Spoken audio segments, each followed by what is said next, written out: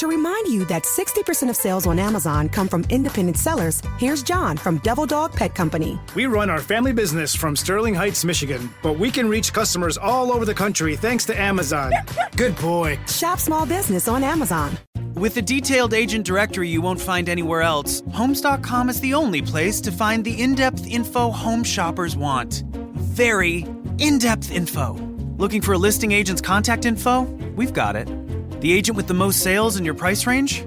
Easy. Specialized agents with all the up-to-date info on your dream neighborhood? We'll know them. A Pisces who enjoys long walks on the beach? You've got other sites for that. Homes.com. We've done your homework. We know you're uncertain about psychics. Is this fortune teller you found on a forum legit? Your one true love is... me! That's why California Psychics reject 98% of the psychics who apply to work with us. We guarantee if your reading isn't life-changing, it's free. New customers receive 20 minutes for just $20. So experience the joy of certainty at CaliforniaPsychics.com. Experience the joy of certainty. California Psychics. Unfortunately, what you're about to hear is real. The members of this radio program are simply not that bright, or what some people would call educated. They are merely stupid. They're not trying to offend anyone on purpose. And all have played doctors on TV. You have been warned and are cordially invited to join the party. This is the men's room. Forget it, man, and get with the countdown. Get with the countdown. Shake this square world and blast off for Kicksville. The trippers, the grasshoppers, the hip ones, all gathered in secrecy and flying high as a kite. This is the men's room with Miles and Thrill. You know what they say, shake your radio more than 3 times, and you're playing with it. You're listening to the men's room.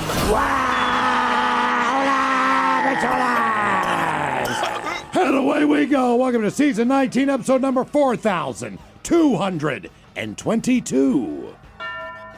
Along with Steve the Thrill Hill, the Ted Smith, and Mike Hawk. And two, are the men's room.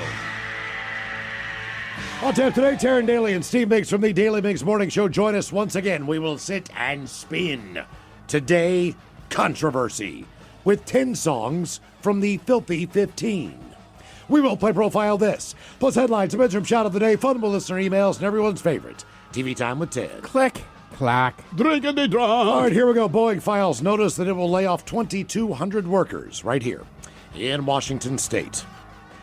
Meanwhile, a woman at the Miami airport has to buy a second ticket after giving birth at her gate. Swedish minister insists that no trace of bananas can be found in any room. One Pennsylvania man sees his neighbor sweeping with his skin broom. And at Houston, 3 adults close a kid in a laundromat dryer. That is all coming on today's very special episode of The Men's Room. And now, here's the question. Hola, bitches. Good day to you and yours. All right, are you ready for a bombogenesis? A.k.a. a bomb cyclone. And I won't bother to explain the science behind the bomb cyclone, which involves atmospheric rivers, low pressure, and basically Mother Nature being a bitch. But what we'll notice is the high winds, choppy water, a whole lot of rain, and in higher elevations, a lot of snow. But we're the lucky ones, you see, because meteorologists, they believe that the San Francisco area is going to get the worst of it. They're looking at a month's worth of rain in 48 hours, hurricane-force winds, and all types of destruction and inconvenience that goes along with it, right? So meanwhile, folks in Alabama and Georgia, now they're preparing for a rare November tropical storm. And by preparing, we mean they're celebrating because apparently they've been suffering through a drought, and it will come to an end with the 2 to 4 inches of expected rain. They're saying this will be a good thing, but keep in mind, this same tropical storm, Sarah, it just dumped 40 inches of rain in Honduras. They don't feel the same way as they do in Alabama and Georgia. But speaking of rain, 44 of the 50 United States are either in a drought or at least, quote, abnormally dry. In fact, places like Massachusetts, Connecticut, Pennsylvania, and Vermont, they're dealing with wildfires. Now, we're used to that sort of thing here in Washington, not so much in the Northeast. The Northeast, they're more used to snow. That's not the case in England, however, where they're expecting about 4 inches of snow. That might not sound like much, but these types of weather events, well, they prove to be incredibly inconvenient and annoying, whether it's delayed flights, blackouts, flooded home, trees falling, school closures, and you got to scramble to figure out what to do. You name it, weather-related disruptions just suck, and everyone agrees on that. And that's at the root of today's question. Maybe it was hot, maybe it was cold, snow, rain, we don't know, but we want to know, how did weather do you dirty? To be a part of the big show, call 206-803-ROCK. You can like the Men's Room on Facebook, follow us on Twitter and Instagram at Men's Room Live, and send those emails to the Men's Room at KISW.com. To remind you that 60% of sales on Amazon come from independent sellers, here's John from Devil Dog Pet Company. We run our family business from Sterling Heights, Michigan, but we can reach customers all over the country thanks to Amazon. Good boy. Shop small business on Amazon. Huddle up. We got one play. Everything we work for comes down to this. Quick question. Speaking of workouts, how would you rate your athletic program? Bro, we're in the middle of the state championship. Oh, so like a B+ then? Dude, get out of our huddle. Well, at Homes.com, we leave it all on the field to get you detailed information on local schools. Off the field. Off the field. Copy. All right, go sports. How'd he even get in here? Homes.com. We've done your homework. If you're still waiting for a sign, here's another one. At California Psychics, we reject 98% of the psychics who apply to work for us. So we only connect you with the best. That's how we can guarantee if your reading isn't life-changing, it's free. And right now, new customers receive 20 minutes for just $20. If that's not a sign, I don't know what is. Dramatic sound effect incoming. Experience the joy of certainty at CaliforniaPsychics.com.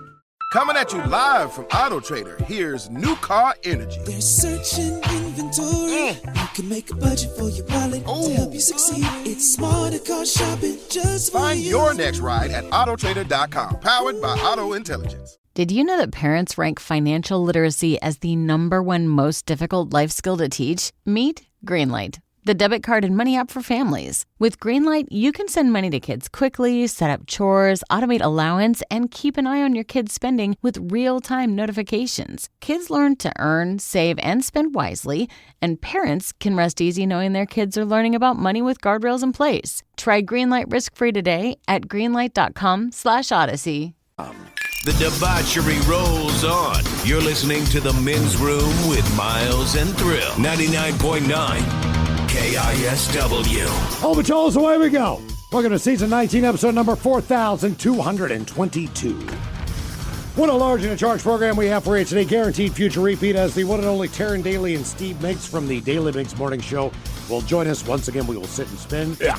And today, if you are old enough to remember the year 1985, a lot of weird stuff going on in the entertainment world as far as lyrics, trials before Congress with the Parents Music Resource Center. Yes. What they determined was that music was the root of all evil and was impacting the youth of America. Yeah, all the horrible things we were doing. Yeah. So whether it was the cover, whether it was the title, what the song lyrics represented, they decided to form a 4-woman panel who basically, all of their husbands were somebody. Tipper Gore was, obviously married to Al Gore at the time. Yep. These 4 ladies got together and said, look, we need, much like the movies, we just need some type of rating system on some of this content that's coming out in the musical world. Yeah, and you're right. They related it to movies. So, look, it's no worse than that. We're not trying to censor anything. Originally, they wanted to censor stuff. That got a lot of pushback. And then finally, they came up with the PMRC, Parents Music Resource Center, to say, just like you said, the movies, okay, we won't censor it, but you need to put stickers on the album that is correct, that have, quote, explicit lyrics, which, of course, meant every kid who had no interest in a band saw that sticker and immediately bought the records. Yeah. In the early days of HBO, they would put up the rating for the movie. So if it's rated R, it would say Y. Extreme violence sometimes, depending on, was it an army movie, that kind of thing, military thing. But if it said nudity, I mean, just like that sticker on the front of that album. I'm watching a movie. Because there was BN, brief nudity, and then just the N. Yes. The good one was strong sexual content. If it had an N. Because if it didn't have the end with strong sexual content, you and I could be talking about what we'd like to do to this young lady, right? Yeah. But you didn't see anything. I'm just saying, as a teenage boy, I didn't care what that movie was. If I saw those, I was like, watching it. As a grown-ass man, and I'm not quite sure what movie I want to watch, if I see strong sexual content and nudity, I'm giving it a shot. And look, I do like movies that'll freak you out, but I'm not into the horror movie culture as much. Yeah. The Exorcist, I think, is truly a great movie, and it will scare the living hell out of you. But at the time, I was not really that into Halloween or any of those movies because I understand they did not really scare me. They were, but they had boobs. But that was wall it. So I boobs. watched all of those movies. Yeah. For one thing and for one thing only, Boobs. and that was to see if there was any nudity involved. And there always was. Yeah. First time I saw Friday the 13th, it was on cable at a buddy's house, sleepover. His mom had already gone to bed. We planned on watching it because it was supposed to be scary. We did not know that there were boobs. But after that movie, man, we were like, I want to see it again. So the first thing the PMRC did was they came out with a list that they named the Filthy 15. And at the time, it was 15 songs that were representative of things that should be not censored, but you should be alerted to the content Sure. of this music based on whether it was sex, violence, drug and alcohol use. But mostly sex. The occult, believe it or not. Oh, yeah. But sex and masturbation was a big one. So what we've got for you today is 10 of those Filthy 15 songs. We're going to see if we can figure out just based on, because it could have been, look, it also could be the cover of the album. Right, like Iron Maiden got pegged on that. Nothing about any of the songs. It was just they did not like Eddie, right? Their mascot and the things he's doing on the cover. So they're like, they must be devil worshippers. Like, actually, they're kind of like J.R.R. Tolkien nerds, but whatever. Right. The number of the beast. They see something like that. Yeah, they freaked out. 666 on there. So they put a sticker on this thing. So we've got 10 of those 15 tunes coming up, and we'll try to figure out why we believe that these artists had that label, which basically did nothing but sell more records for them than anything else possibly could have at the time. Somebody here actually texted in, 2 Live Crew got blasted. 2 Live Crew enjoyed success specifically because of the PMRC. They did. No one would have bought that ratty-ass album. And it wasn't necessarily what they were singing about. And I don't think most people know the first album. They just know Band in the USA. Yeah. Because the PMRC, like basically they said, look, you sold 150,000 copies of your album. And we're going to put this sticker on there. Now you're going to sell 10 million copies of the same album. It was 4 women who were bent over in bed, and their asses are hanging up in the air. So I don't know if there was anything in that album that was lyrically there was something that they were bothered about more so than the cover of the album. I don't think they got past the cover of the album. And when you see the cover of the album, you can already figure out what they're going to be singing about. That's exactly right. Also, a good chance that we'll talk to Duff McKagan today. We believe he might get a chance to call us in. He is wrapping up his Lighthouse tour. I want to say he is in Portland tonight. I believe it's Portland tonight, and then here in Seattle tomorrow. Yeah, the Showbox Soto. So we might also get a call from Duff McKagan, who is actually Susan Holmes McKagan's husband, and he's also in a band called Guns N' Roses. Speaking of one of those album covers back in the day. Oh yeah, that got banned. Where they had to change the album cover based on the art. I'm not saying that there weren't some songs in there that were strong lyrically, sexual, drug use, and all the others. They didn't care. They didn't get that far. They saw the cover and they lost their freaking minds. It was more about the cover. And if you do have that original cover, I do, and a copy of that album, it is worth a lot more money than the one that I have at home.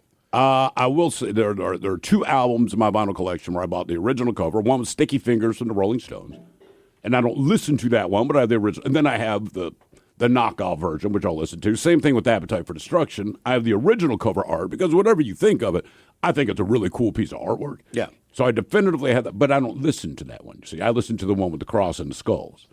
But I'm like, don't even touch the one with the original cover. But Duff he's been touring for, on and off now for probably over a year on this tour. Yeah. And a lot of special guests stop by on the Iggy Pop.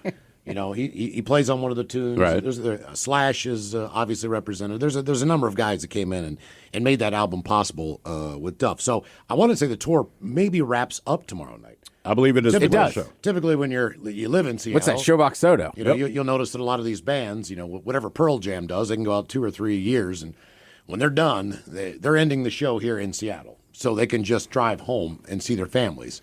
So I think Duff is probably doing the same thing. Yeah, it's like going out for a day. You might go to a few bars, this or that, but probably the last bar you hit's going to be closer to home. Close to home. Yeah. You'll notice Same with tours. On the Pearl Jam shows, the wine's flowing. Yeah. On that last night, they are happy to be done and happy to be back at home. So, all right. Speaking of Thanksgiving and the season that we are in, we have an interesting thing. It is known as a bomb cyclone. It is a bombogenesis, Miles. That is the actual name, bombogenesis. A bombogenesis. It sounds like a bad Caribbean cover band of Genesis. It's expected to rapidly intensify. We are bombogenesis. Yes. That's all. I mean, that's actually what it sounds like to me. Can you feel it in the air tonight? Yeah. I guess that's just Phil Collins. Oh, my God. But we're going to cover because that's still your favorite song anyway. And they had a song back in the day. You want to talk about one where you go like now, like, ooh, that's a little cringeworthy. They had a song called Illegal Alien. Oh, yeah. I don't know if you remember that, Ted. It's no fun being an illegal alien. They rattle off all the reasons why it's not. Oh, yeah. That whole video, the whole night. I mean, they weren't wrong. Oh, no, yes, exactly. They were just ahead of their time. We can, but for the next song, it's I Can't Dance. I read. You know we can. You know we can. Right. So here's what you get. You get a bombogenesis, and then you get a bomb cyclone, and that can intensify so quickly it could become a triple bomb. Really? A triple bomb. Triple That the sounds like criteria. a sandwich or a shooter. It does. Sounds like something Guy Fieri's got with like donkey sauce. Right. Yeah. Try the triple bomb with mop donkey sauce. Dude, you know what? This Sunday, let's go try the triple bomb. Oh, my tummy hurts. National Weather Service in San Francisco said they're going to get knocked pretty good. I haven't realized how bad it's supposed to be. Like, we kept hearing about Washington, and I'm like, man, this sucks. Not the end of the world. And then when I read what San Francisco's looking at, part of the same system, I'm like, ooh. And they say that this is about a once-in-a-decade type storm. They say that about everything. But, you know, like in our time here, we've had some ice storms. Had some ice storm. Then we have a bomb cyclone 2 or 3 years ago or something like that. We've had one here before. We've had a couple. And like I always say, like this is prime time of year. Like, you get some good spring storms, but November, December generally to me is when like trees fall over. Yeah. People lose power. I do remember like at one point. Someone already texted in from Arlington. They have lost power because of the wind already. Jeez, it whiz. Okay, well, Bonnie Lake had a tornado with a big storm that came in. Damn. Probably 10 or so years ago.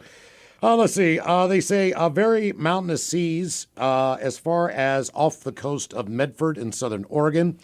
They're talking about waves 30 to 35 feet, according to the National Weather Service.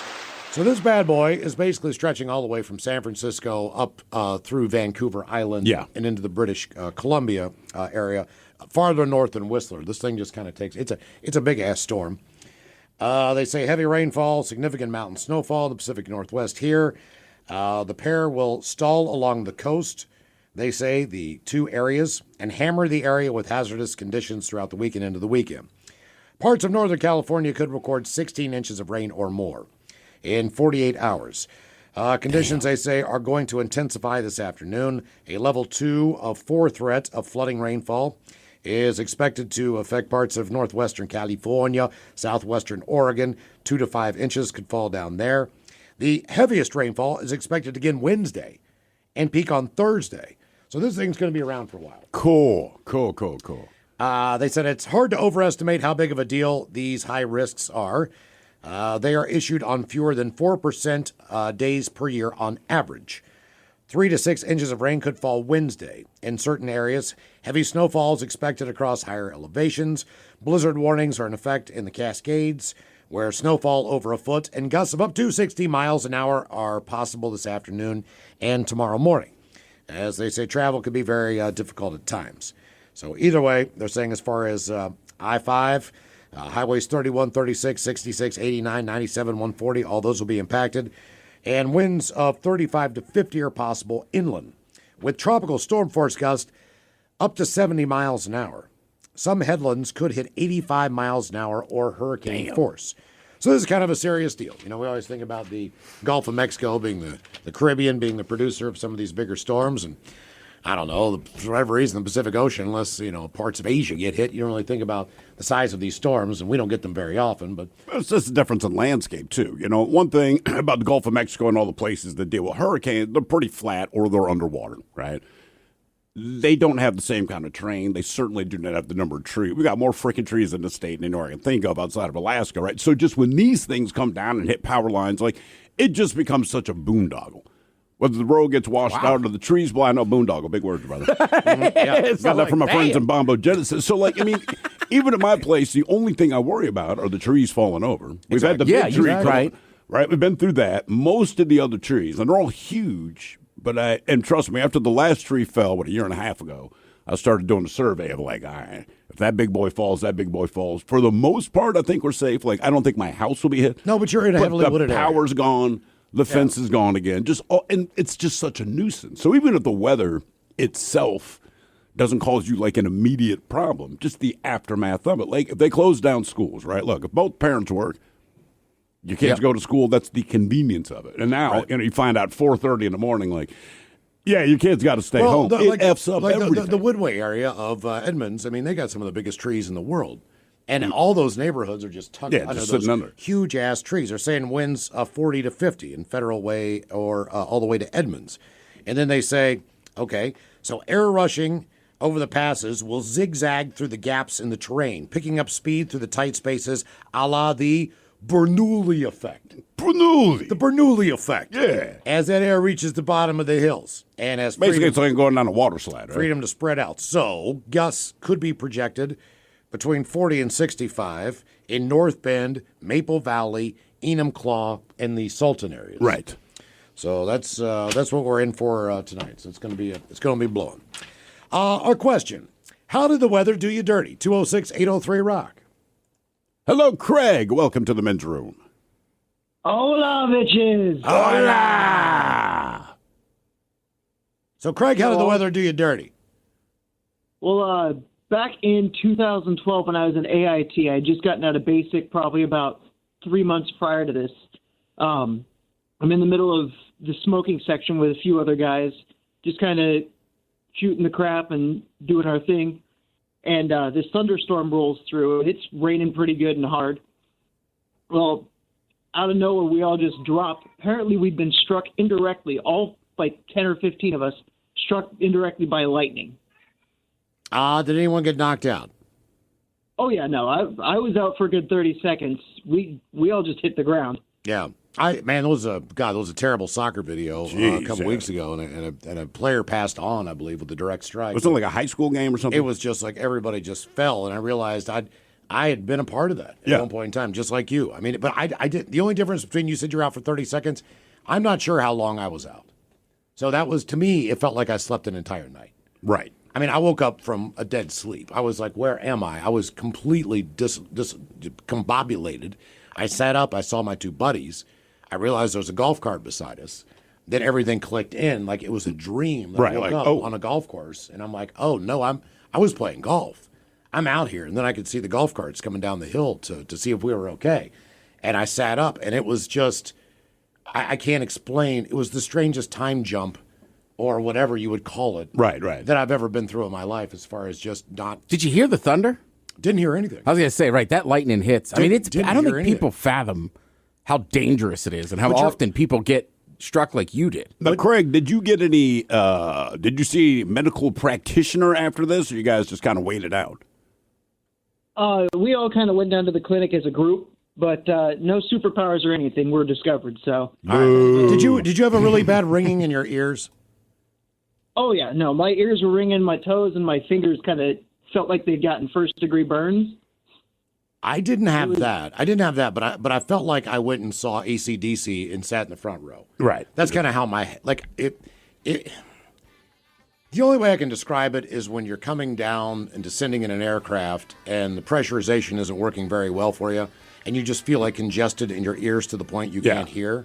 It was kind of like that thing where I almost could pop my ears out because they were so tight. Yeah. I don't know if that Plus was... the lightning hits, but like you guys didn't realize is it knocks you out, but also your eardrums went through literally an explosion. Yes. That you didn't hear. But I'm telling you, man, Ted, the craziest thing was when I looked at Rob, because Rob was face down.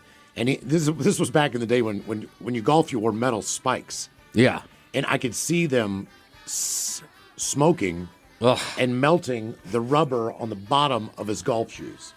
So those metal spikes, that's why I think I wasn't rich enough to have metal spikes. Rob was, but he took the brunt of it because I think because the metal spikes, the metal on the bottom of his feet.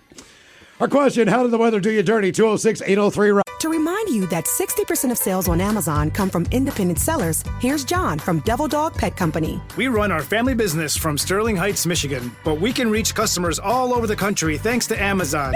Good boy. Shop small business on Amazon. Homes.com is the only place where you can find specialized neighborhood guides with the in-depth insider info home shoppers want. Very in-depth info. Want to know if there's homes for sale in the area? We've got it. How long has a home been on the market? We'll know it. Average lot size? Uh-huh. Proximity to local parks? Of course. Insight into your neighbor's divorce? We're working on it. Homes.com. We've done your homework. When you haven't found love, it can feel like everyone else has. It's in every movie, every song, and all the PDA. Looking for love sucks. Thankfully, California Psychics can give you the guidance you need to find the one. We can guarantee if your reading isn't life-changing, it's free. And new customers receive 20 minutes for just $20. Visit CaliforniaPsychics.com and experience the joy of certainty. California Psychics. You're tuned into Auto Intelligence, live from Auto Trader, where data, tools, and your preferences sync to make your car shopping smooth. They're searching inventory. Oh, yeah. They find what you need. They're gonna find it. You can make a budget for your wallet to help you succeed. Pricing's precise and true. So true. It's smarter car shopping. Ooh. Just for you. Oh, it's just for you. Ooh. Find your next ride at autotrader.com. Powered by Auto Intelligence. Did you know that parents rank teaching financial literacy as the toughest life skill? That's where Greenlight comes in. The debit card and money app made for families. With Greenlight, you can send money to kids quickly, set up chores, automate allowance, and track spending with real-time notifications. Kids learn how to earn, save, and spend responsibly, while parents have peace of mind knowing smart money habits are being built with guardrails in place. Try Greenlight risk-free today at greenlight.com/odyssey. That's greenlight.com/odyssey. The mighty 99.9 KISW and KISW HD1 Seattle. Always live on the free Odyssey app. From the Pinky's Plumbing Studio, you're in the men's room. Text the guys at 206-803-ROCK. Hey, hook our friends up at the local Fisher Houses this Veterans Day by picking up Men's Room IPA and 20th Anniversary Lager from Black Raven Brewing. And what goes good with that? Men's Room Roasted Red Salsa from San Juan Salsa Company and Men's Room Beer Brats from Uli's Famous Sausage. Okay, our question, how did the weather do you dirty? 206-803-ROCK. The texter from earlier in Arlington, his power went out from the wind. They checked back in. They say, look, man, the best part of our outage happening early, that the first crews are already coming to fix our outage. But we're so far into the woods, I expect the power to go out again because it's only going to get more windy. Yeah. I got to wonder, is that the deal, man? Just, they're going to come out, they fix your power now, like cool, but you have to know maybe, 3 hours from now? Plus, it depends specifically. Right, I know this from, Taryn and Brad or my other friends live in Stanwood. Like, it depends on what your street's like, too. It's like their street's kind of back, so it takes forever to the power crews to get back there. Right. But most people I know that live in those areas also just have generators. Correct. I would think if I live in that area, I have multiple generators. I mean, I do have a flashlight. I cannot remember the last time I turned it on. Mm-hmm. I'm not sure that I have D batteries in case they don't work. That's not something I normally buy. I don't really have anything that requires. You got to have kids in the house. We have more batteries. We have batteries like Costco has batteries just because of the kids. Maybe 2 candles I've got. I got one candle. I always have a candle on my living room table. Mm-hmm. So, that's got a few hours left in it. And then I have headlamps. I do have the headlight. I got flashlights, and then we have some of the one you're supposed to stick them under your cabinets and grab. We don't use them for those little things. So, but they're strategically placed throughout the house, right? So, a few in the living room, a few in the basement. So, if the power goes out, whatever room you're in, you don't have to walk more than maybe 15 feet to grab a light. That's the real inconvenience. How long is the power going to be out? Will my refrigerator make it? The more you open Don't open it. That's what I'm saying. All these things that I've got in there, are they safe? Don't really have a cooler. Guess I could take some ice. I feel like 12 to 24 hours. Most of your stuff in the fridge should be okay. And the stuff that's going to go bad, you will know it bad, like milk, something like that. Why do you have that disgusted look when I mention cooler? Because I can see my cooler now sitting in my buddy's trunk. Oh. Like, as you said that, I'm like, oh. Yeah, like my fridge is fine. Frankly, there ain't much in there right now. But my freezer, I worry about. Yeah, the freezer stuff Just there. because there's bags of frozen vegetables, giant bag of ice. I've got a couple of steaks in there from the Fred Meyer and a couple pieces of salmon. I don't want that to go bad, but I do have a gas stove.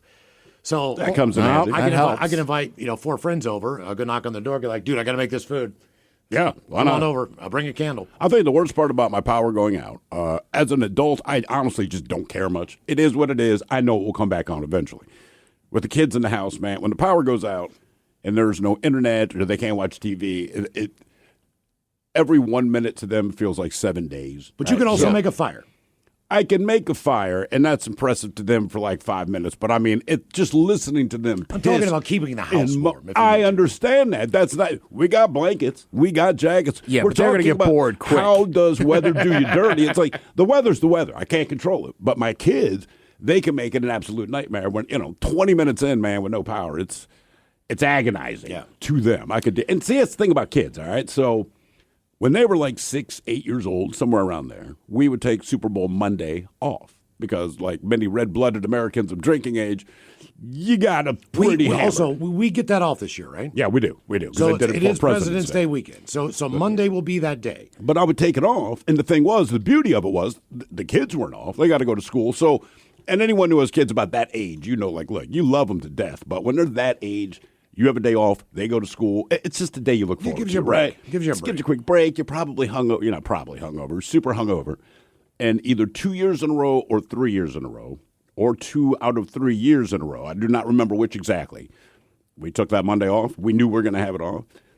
And as soon as the Super Bowl ended, it would start snowing outside. And then that Monday, I'd wake up. Kids don't have to go to school, right? And at that time, my wife's going to work, so it's me and the kids. And even that would be okay. It's just that I truly hate the cold and I truly hate the snow, but the kids are super excited because, let's face it, in Seattle, we don't get that much snow that often. But they want to be outside all day, but they want Dad to be outside with them all day. And can we make a snowman? They haven't moved the Super Bowl yet. They haven't moved it yet? No. Damn. No, because it's on February 9th. Oh, so maybe it's the following year. It might, because they're trying to load it up, right? So it's right before President's Day. That was the idea. So the people like us don't take it off. But I feel like there's something else that weekend. Is it the 500? Maybe. There's something else major. I know the NFL was trying, but there's some reason they haven't done it. But yeah, I would take the day off. And then the kids, there was a snow day, and it would just piss me off. I'm like, look, I'm hungover. I expected them fully to go to school. Well, now they don't have to go to school, but they didn't know that until they got up at the regular time. So now it is 7 a.m., which is not a time I'm trying to get up when I'm hungover. My wife has to go to work, so it's like, hey, you're on this. And it's, you got to be kidding me. Like, I'm fully prepared to not be on this. To not do anything. But then, like I said, for me personally, you can't look at your 7-year-old daughter and says, Dad, do you want to make a snowman? Like, in my head, like, F no.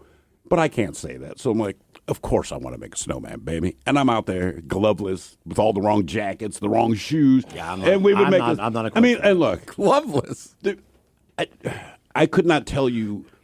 Our gloves in our house are like socks when you pull them out of the dryer. So you start with 2, and within 2 weeks you have 1. So it's not that I can't put on a full pair of gloves, but I promise you they don't match. How did the weather do you dirty? 206-803-ROB. That just sounds miserable trying to make a snowman with no gloves. Dude, it was awful. Right. It's horrible. I mean, seriously, I did not enjoy it. I hated it. I hate being cold. I hate snow, but the kids were super happy. So there was that. But I'm like, man, then the wife comes home, how was your day? I'm like, how do you think it was? I mean, you see the 3 snowmen out front. They didn't make themselves. And guess who didn't want to make them? Me. But guess who did? Hello, Cheyenne. Welcome to the men's room. Hello, Cheyenne. Call us back, Cheyenne. No Cheyenne. Hello, Eddie. Welcome to the men's room. How's it going, gentlemen? Hola. So I called a while back about I think it was random question day, and we ended up talking about sailboat racing, and that goes into my answer for today. So a few years ago, we were racing around Whidbey Island. It was my first time ever racing around the island, and it was calling for high winds. Nothing extreme though, until we got out there, and first thing we noticed was we had too big of a sail up, and so we had to do a sail change right after the start of the race. and we're bucking these waves, probably about 3 to 4 foot waves, and my boat's just pounding into everything. I have 2 guys on the bow of the boat, one guy literally holding the other one down to the deck. And then as the race, we got the sail changed, we continue on, and we go around Admiralty, which is over by Port Townsend. And at that point, it got to the worst of the storm. Now it's blowing over 40 with gusts over 50. And the waves are massive. At one point, I was standing up in my boat, and I'm looking back, and I'm looking at the top of the wave, and the bottom of the wave is still 15 feet in front of my boat, and I'm on a 24-foot sailboat. It seems to me like they should have maybe called the race. We were thinking about going inside of Whidbey Island and doing a different style of the race, but then everyone's like, no, we're going to go outside. We're going to go around it. How long does this race last, as far as the weather also being that bad? That particular race took us 19 hours to get around the island. We finished at 3:15 in the morning. God. And are there points where you think, hey, How man, is this that boat's fun? going to capsize or we're going to die or any of that? At that point in the race, I was not racing anymore. I was literally just trying to survive. Okay. I was going to say, that can't be fun. No. And I ended up having one of my crew members fall and hit his head, and I was actually thinking about taking him to the hospital, but he said that he was fine. Of course he said he's fine. He hit his head. He's concussed. That's the thing. It's like Tua just wants to go back in the game, you know. When they hurt their leg, they'll be honest with you. When you hit your head, just assume they're not okay. Yeah. So, all right, Eddie, based on what you're saying there, because I'm listening to you, and look, I'm not a big fan of open water, right? So I'm imagining I can be on a 24-foot boat in super choppy water, okay, or I am on a plane going through horrible turbulence. As far as which situation I would rather be in, and I really don't have an answer. Turbulence, because you stay dry. You do, but my thought is... You're inside. I know, but here's the difference. You think, all right, there's bad turbulence, but if the plane goes down, I'm going to die. At least that's my belief. I don't have this big, I'm going to survive a plane crash. I'm going to die. The boat, I might die, and I really don't want to be here, but there's a possibility I can survive this, right? Whether life boat, life vest. Look, I don't want to be thrown overboard in any situation, but if you're thrown overboard here, you do your time is limited as far as just before hypothermia kicks in and everything. I don't also want to be in the Caribbean and be swept out in the middle of the Gulf of Mexico or whatever the deal is. That's not fun either, but at least the water's warm. Here's my issue, right? is that I feel won't like die from hypothermia right away anyway. And the risk, like... Just the risk, planes, not the end result, but you go, we might crash or I might go overboard, like which is more unsettling to you? Going overboard. Really? Yeah, me too. Yeah. Even just being in a storm on a boat, I just feel like boats sink a lot more often than planes You crash. understand, it's very difficult. Plus, I feel like it lasts longer on a boat. Like, the boat capsizes or you drown or you get stuck in the cabin like that. That's super, like, at least with the plane, I'm like, look, if this bitch hits, like, I'll be done screaming when the plane hits. If I go overboard on the boat, I probably have another 15 minutes of sheer panic. Try just swimming in your clothes, in street clothes, let alone putting on rubber galoshes, boots that go up to your calf.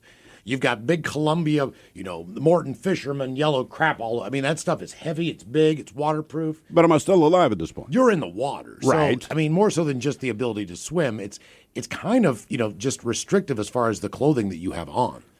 As far as being able to tread water, to be able to just do a normal. I mean, people drown in rivers sometimes because they get in too deep and it fills up their waders. No, you're absolutely correct. I just know for a fact I can tread water, I can't fly. So just give me the options like, hey, man, if it's life and death, I'd rather go overboard. I will probably die. But on the plane, I am confident that I absolutely will die. Like you said, man, it's hard to tread water in your clothes. Like, all right, we'll try to fly naked. I mean, like, no matter what, I know that's not going to I'd almost rather be sucked out of the plane and get, like, one last flight in before I die. You're just like, all right. Well, I know Miles is like me. Like, he's watched that show, Air Disasters. Oh, yeah. None of them are really that recent, which makes you feel better. It does make you feel better. But, like, boats sink. Like, water, I don't know. To me, the ocean is, like, far scarier. Worse. Well, I agree with that. You're not And let's say you survive. Okay, all right. Hey, let's say you survive, like Miles saying. You're out in the Gulf of Mexico. You might just get bitten in half. Yes, exactly. Well, then I didn't survive. So, if the airplane explodes, you're good. I mean, it's over. Maybe. I mean, now, your food. Well, what if it hits, the plane's on fire, you can't get out? I'm just saying, man. I don't know. I feel like a plane is... It's just guaranteed. Well, it's weird, too, 'cause I love swimming. Like, I go in any bottle of water. Me too. I don't care. But the idea of being stuck in a storm on a sailboat terrifies me. Yeah. How did the weather do you dirty? 206-803-ROCK. Hello, Cheyenne. Welcome back. Hola, gentlemen. Hola.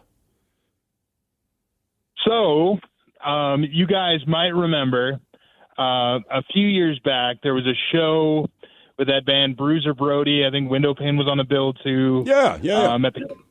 At the Croc, and I was supposed to be there for that, and I was flying in from South Dakota.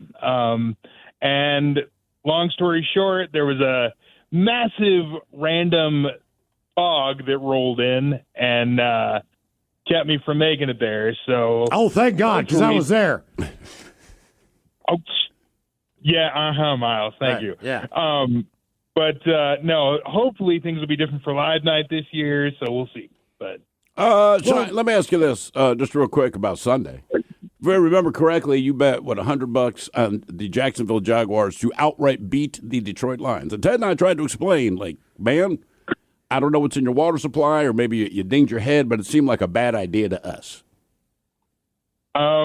Yeah, I had my reason. It's a very specific set of circumstances.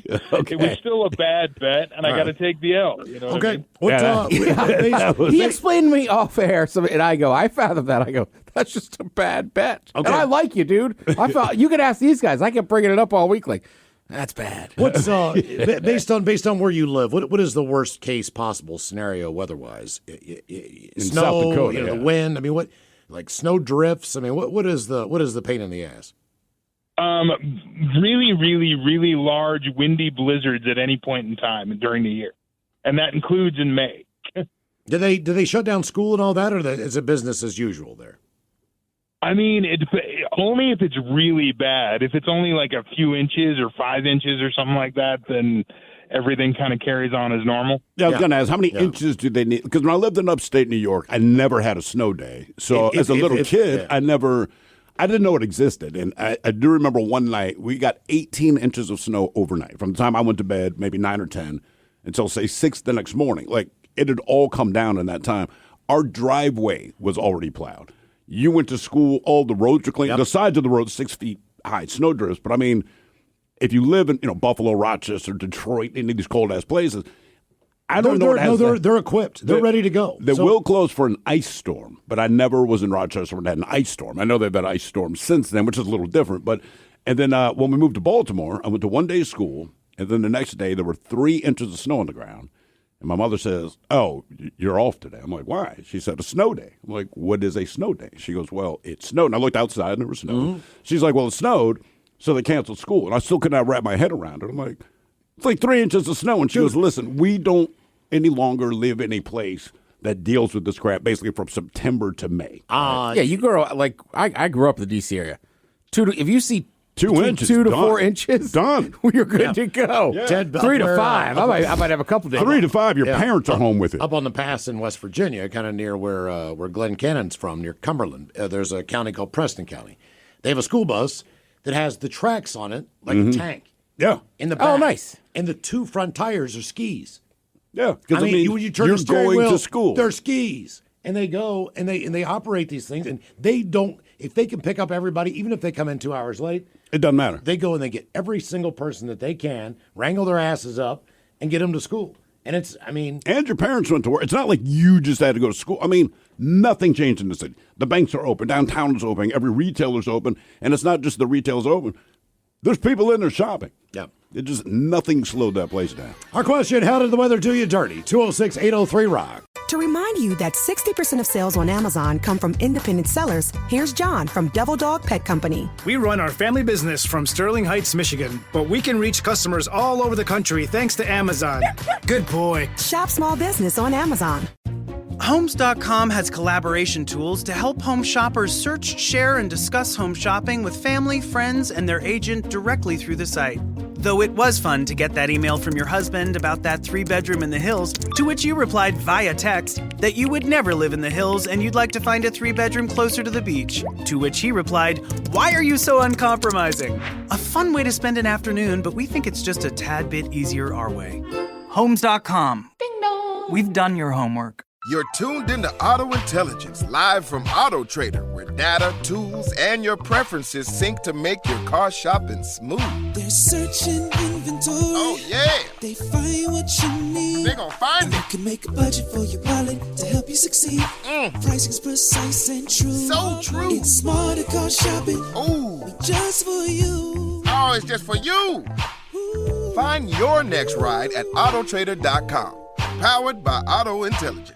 No matter why your clients give, a donor-advised fund from DAF Giving 360 makes charitable giving simple and efficient. They can get a tax deduction upon funding an account, and their assets can potentially grow tax-free as they recommend when and where to give. DAF Giving 360 has over 25 years of experience bringing donors, financial advisors, and charities together to make a greater impact. Learn more at dafgiving360.org/advisors.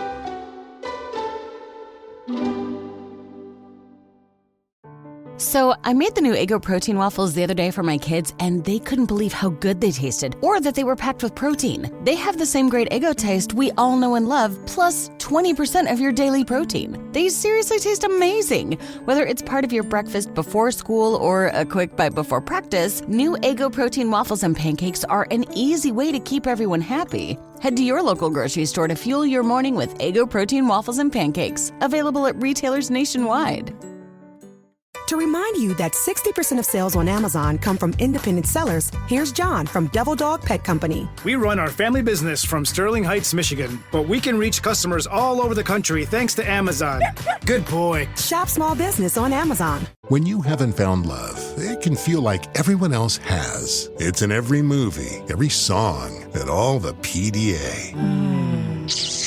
Looking for love sucks. Thankfully, California Psychics can give you the guidance you need to find the one. We can guarantee if your reading isn't life-changing, it's free. And new customers receive 20 minutes for just $20. Visit CaliforniaPsychics.com and experience the joy of certainty. California Psychics. Deborah had to have surgery. I had hip surgery in November of 2024. Her United Healthcare nurse, Crystal, checked on her. We do a routine call after surgery, and I could tell that she was struggling. Deborah needed help. My infection markers were through the roof. And Crystal knew what to do.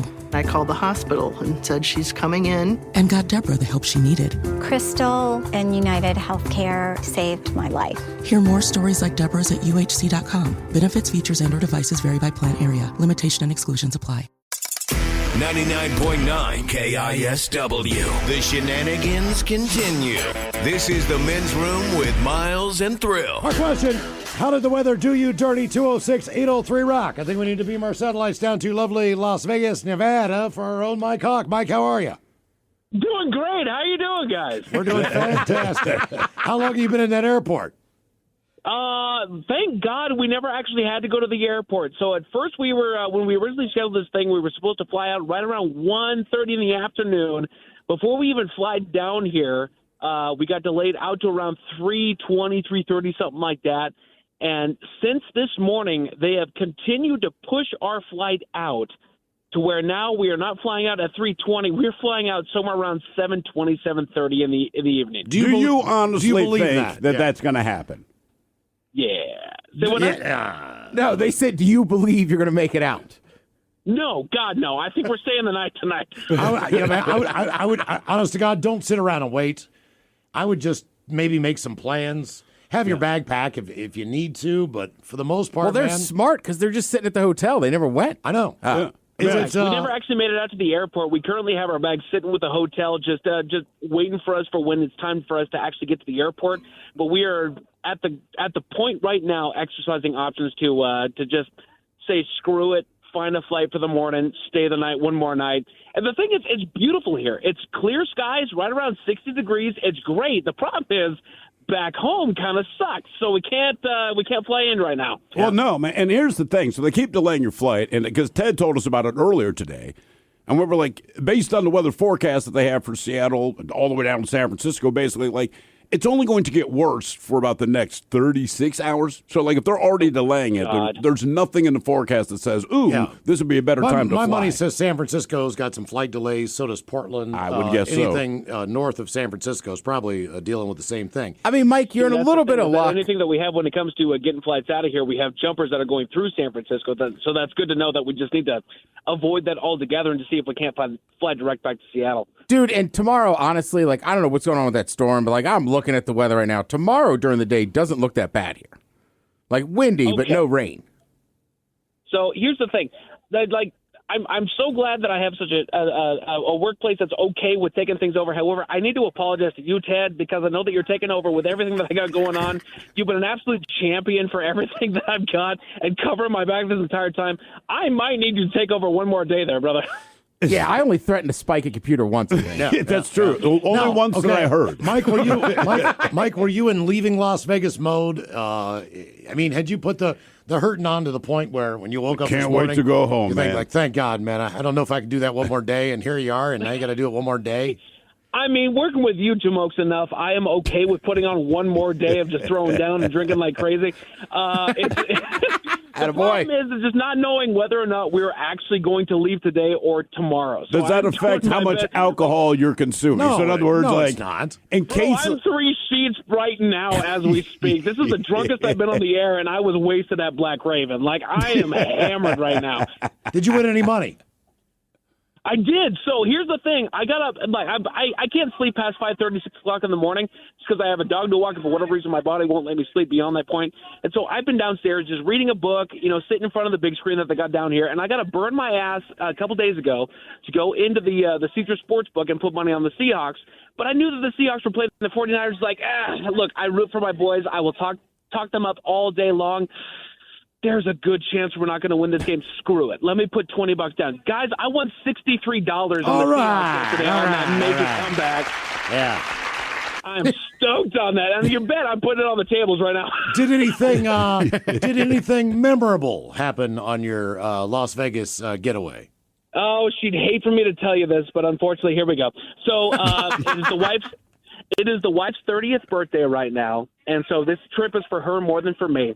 Clearly. And over in the Luxor, there is this adult play place, and it is 21 plus. No kids are allowed in there, but it's got a lot of kid-style games for adults that are in there, and that includes a big old bouncy maze that's in there. It's not a bouncy house; it's a bouncy maze. So we're in there, and I'm just being a raucous SOB, and I'm double bouncing everybody that's around there. Eventually, her aunt tackles her down just because she loses balance, falls into my wife. And the two of them land on the ground. My wife is now bleeding from the face.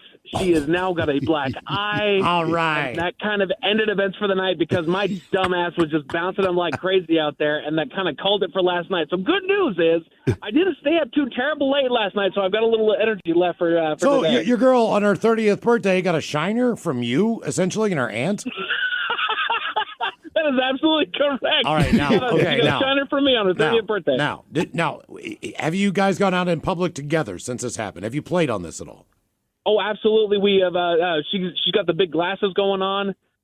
She's trying to find the opportune moment to pull it off to show that she's got it going on. We just don't know how advantageous it's going to get. I think I have to leave her in order for that to be for our benefit. It's not going to look good for you, brother. Well, just like when you do finally get on a plane. I'm just going to say this: if she takes off her glasses on a plane and she asks for a drink, she will get a drink. If you ask for a drink, they're going to tell you they can't serve you. You should play this. You should play this out. Go to the bar. She sits down. You know what I mean? Takes her glasses off. And he asks her if she would like something to drink, and you just turn to the bartender and go, "I'll speak for her." and then you order. If she starts to talk, you just say something like, "I told you what happens. I told you what'll happen. You shut up." And black eye, it's like my buddy just got one, and I told him, he's like, "I'm just tired of people asking me about it." I go, "It's a black eye." Everybody's like, "What happened?" It is what it is. Because if it's a dude, the assumption is that if it's a fight, right? If a woman has one, who are you dating? Mm-hmm. That's the first thing. Yeah. Who are you with? Or if she's sitting someplace. Who's the SOB that put this on you? I'll beat his ass. If she's sitting at the bar by herself and you're meeting her later, just come up with a bunch of flowers. Like, go buy flowers in the gift shop and just set them beside her, and then have her sit there with her arms folded, you see. Just like this, you know what I mean? and just kind of sit back and look at it and go, you think that's all it's going to take? You think that's it? You think you can just apologize with that? Can I get you a coffee, honey? That's right. Honestly, That's what I can do. Please, I didn't mean it. switch seats with her mom. I know. Open that mouth one more time. You look like a raccoon. I've been having a great time down here, boys. I miss you like crazy. It's beautiful out here. I'm ready to be back home, but I've been having a great time down here. I don't believe you're going to be, man. I think you got another day under your belt, bro. I would go down to the front desk and see if you can't make some arrangements. If they still got a room available. That's such a shame. Look, I've been installed in Houston. I've been installed in the Carolinas. I've been installed in Florida. I've been installed in San Antonio, Texas. I got to say, as far as places that I have been delayed, not to mention not having ever gone to the airport yet today, I'm okay with being stalled out at Las Vegas. Is there one more place you wanted to go eat that you didn't get a chance to go eat? Is there one more thing that you can do? You know what I mean? Someone from the text line says, tell Mike to go to Miguel's Tequila Bar at the South Point Casino. Miguel's Tequila Bar, that sounds like my speed right there. We'll do anything I tell her. Did you ever make it down to Fremont? No, we did not make the Fremont. Dude, there that you might go. actually be on the docket. Yeah, If we man. go one more night, we might actually make it down there. Take an Uber, go down to Fremont, man. Have a good time. They've got a zip line that runs all the way down the middle. He's done the zip line. Oh, yeah, you know. That's I say you go get a $60 hamburger. Cash your winnings. They got a Morton's in Fremont. You can stop in, get a nice steak down there. I have been to 2 restaurants by Bobby Flay so far on this trip. I'm a little bit tapped out when it comes to money. However, you know what? I might be able to make it on down to Fremont. Yeah, you get your $63 from the Seahawks. It's a place to go. Fremont's a little bit cheaper than the Strip, that's for sure. Oh, no, I think you got a better chance of winning money when you gamble down there, too. You do. They don't pay out as much, but they pay more often. It seems I'm teaching them how to play the table game, so we might have to see if we can make a little bit of extra money before we come home. Oh, there you go. Okay. Yeah. And no matter what, you should do roulette and just always bet on black and then point at her eye. Mm-hmm. That's a fact. That's a fact. That's all I ever do, Steve. You want to bet on black again, woman? That's right. Go ahead. Put it on black. Last time she did that, it was red. Can't you see? See what happens? All right, brother. Good luck. Good luck, Mike. I love you guys. See you, man. Later. Good times. Dude, he's not wrong. If you're going to be stuck somewhere, like I volunteered to get off a flight once. It's like first class ticket tomorrow and a free night in Vegas. So I was like, oh. Well, but if you're not there for 2 or 3 days. He's there with his mother-in-law, so Mike doesn't do all the things that we do. So when I need to leave Vegas, I need to leave Vegas. We've all consumed roughly the same amount of alcohol, but obviously there are plenty of illegal narcotics in my system as well. And at that point, I need to go home. Well, the problem So is I get his position. The problem is It's the night kinda cool. before, whatever drugs you have, you got to do them. Oh, yeah. So you're not really prepared for the fact that there's Now another you're delayed. day. Right now, you did all that. You really didn't need to do all that. Yeah, the Now you last got time we were now you got there, nothing, but yeah. you still got another day, and you just feel like garbage. Last time we were there was a show. There's a little contraband left, and I'm like, man, I can't let this go to waste. And everyone had done their best to help reduce this particular stash, and I gave it the old college try until 4:30 in the morning. Get to the airport, and I am completely wired, man. I am out of my mind crazy because I did more of this than I normally would. But I'm trying to get rid of it. By the way, did not get rid of all of it. Just put it in the top drawer of the Right near the Bible. hotel. Yeah, next to the Bible. But I will say, if they told me my flight was delayed, I probably would have thrown myself out of a window. That was the just because, I have to get home, man. That was the I must. slowest chewed Burger King hamburger, cheeseburger in that airport down by the Alaska terminal that I've ever had. Was just I can't even chew. Yeah, it was. I mean, forget the drugs, just the booze alone in Vegas. Oh, I know. I've sat at that same terminal. It's just so quiet, struggling. and but I will everyone's say, sweaty. last time I went, I was there literally 24 hours to go see Dead and Company. That was the nicest time I ever had at the airport. But we partied, we hung out, but we weren't hurting. Well, you didn't kill yourselves. Yeah, right. So then the next 3 days, yeah, I am ready to go. Oh, I'm with you. If I spend three or four nights, I mean, they were making fun of me after the F1 race because we had watched football all day and this and that, and then that night everybody was going to some club. I was like, I'm staying in, and I remember I fell asleep on the couch. They get back at 3 a.m. They're like, oh, Smith's ready to roll. I'd already showered, bags were packed next to the door because I was like, I need to get the hell out of this town. Yeah, exactly. yeah. How did the weather do you dirty? 206-803-ROCK. Hello, Billy. Welcome to the men's room. Hola. Well, gentlemen, about 3 years ago, I don't know if you remember when there was a pretty big heat wave over on the East Coast. My cousin and I decided we were going to drive over to Ohio to go see the gathering of the Juggalos. Oh, my. And, yeah. And there's a lot more of the story than the weather, but we'll just stick to that part, I guess. So, day one, it was 107 degrees, and it just was awful. Just like you hate the cold thrill, I hate the heat. It was not my weather. So we pretty much just sweated the whole day, just waiting for, like, the festivities to go on and everything. And Juggalos aren't the greatest people in the world to just spend the whole day with, let alone 3 or 4 days. Are you a juggalo? A closet juggalo. All right, closet juggalo. Okay. All right. I mean, I've seen these guys. I've seen ICP 10 times in concert. Great show every single time. So we figured the gathering would be fun. It was not fun. Like I said, it's 107, sweating the whole time. And so by the time the sun starts to go down, we start to kind of wander around a bit. Took a few mushrooms and started just, enjoying the day. And heading back to our campsite, I see these clouds coming through. I was like, whoa, those are pretty cool. And then I start seeing some lightning strikes in them. I was like, that's even cooler. But it's rolling over us. And when you're at an outdoor festival, lightning strikes, they shut the show down, right? So it just starts crazy wind, thunder, lightning storm. It shuts down the show, so Juggalos are left to their own devices. So the worst people with no rules at an outdoor festival.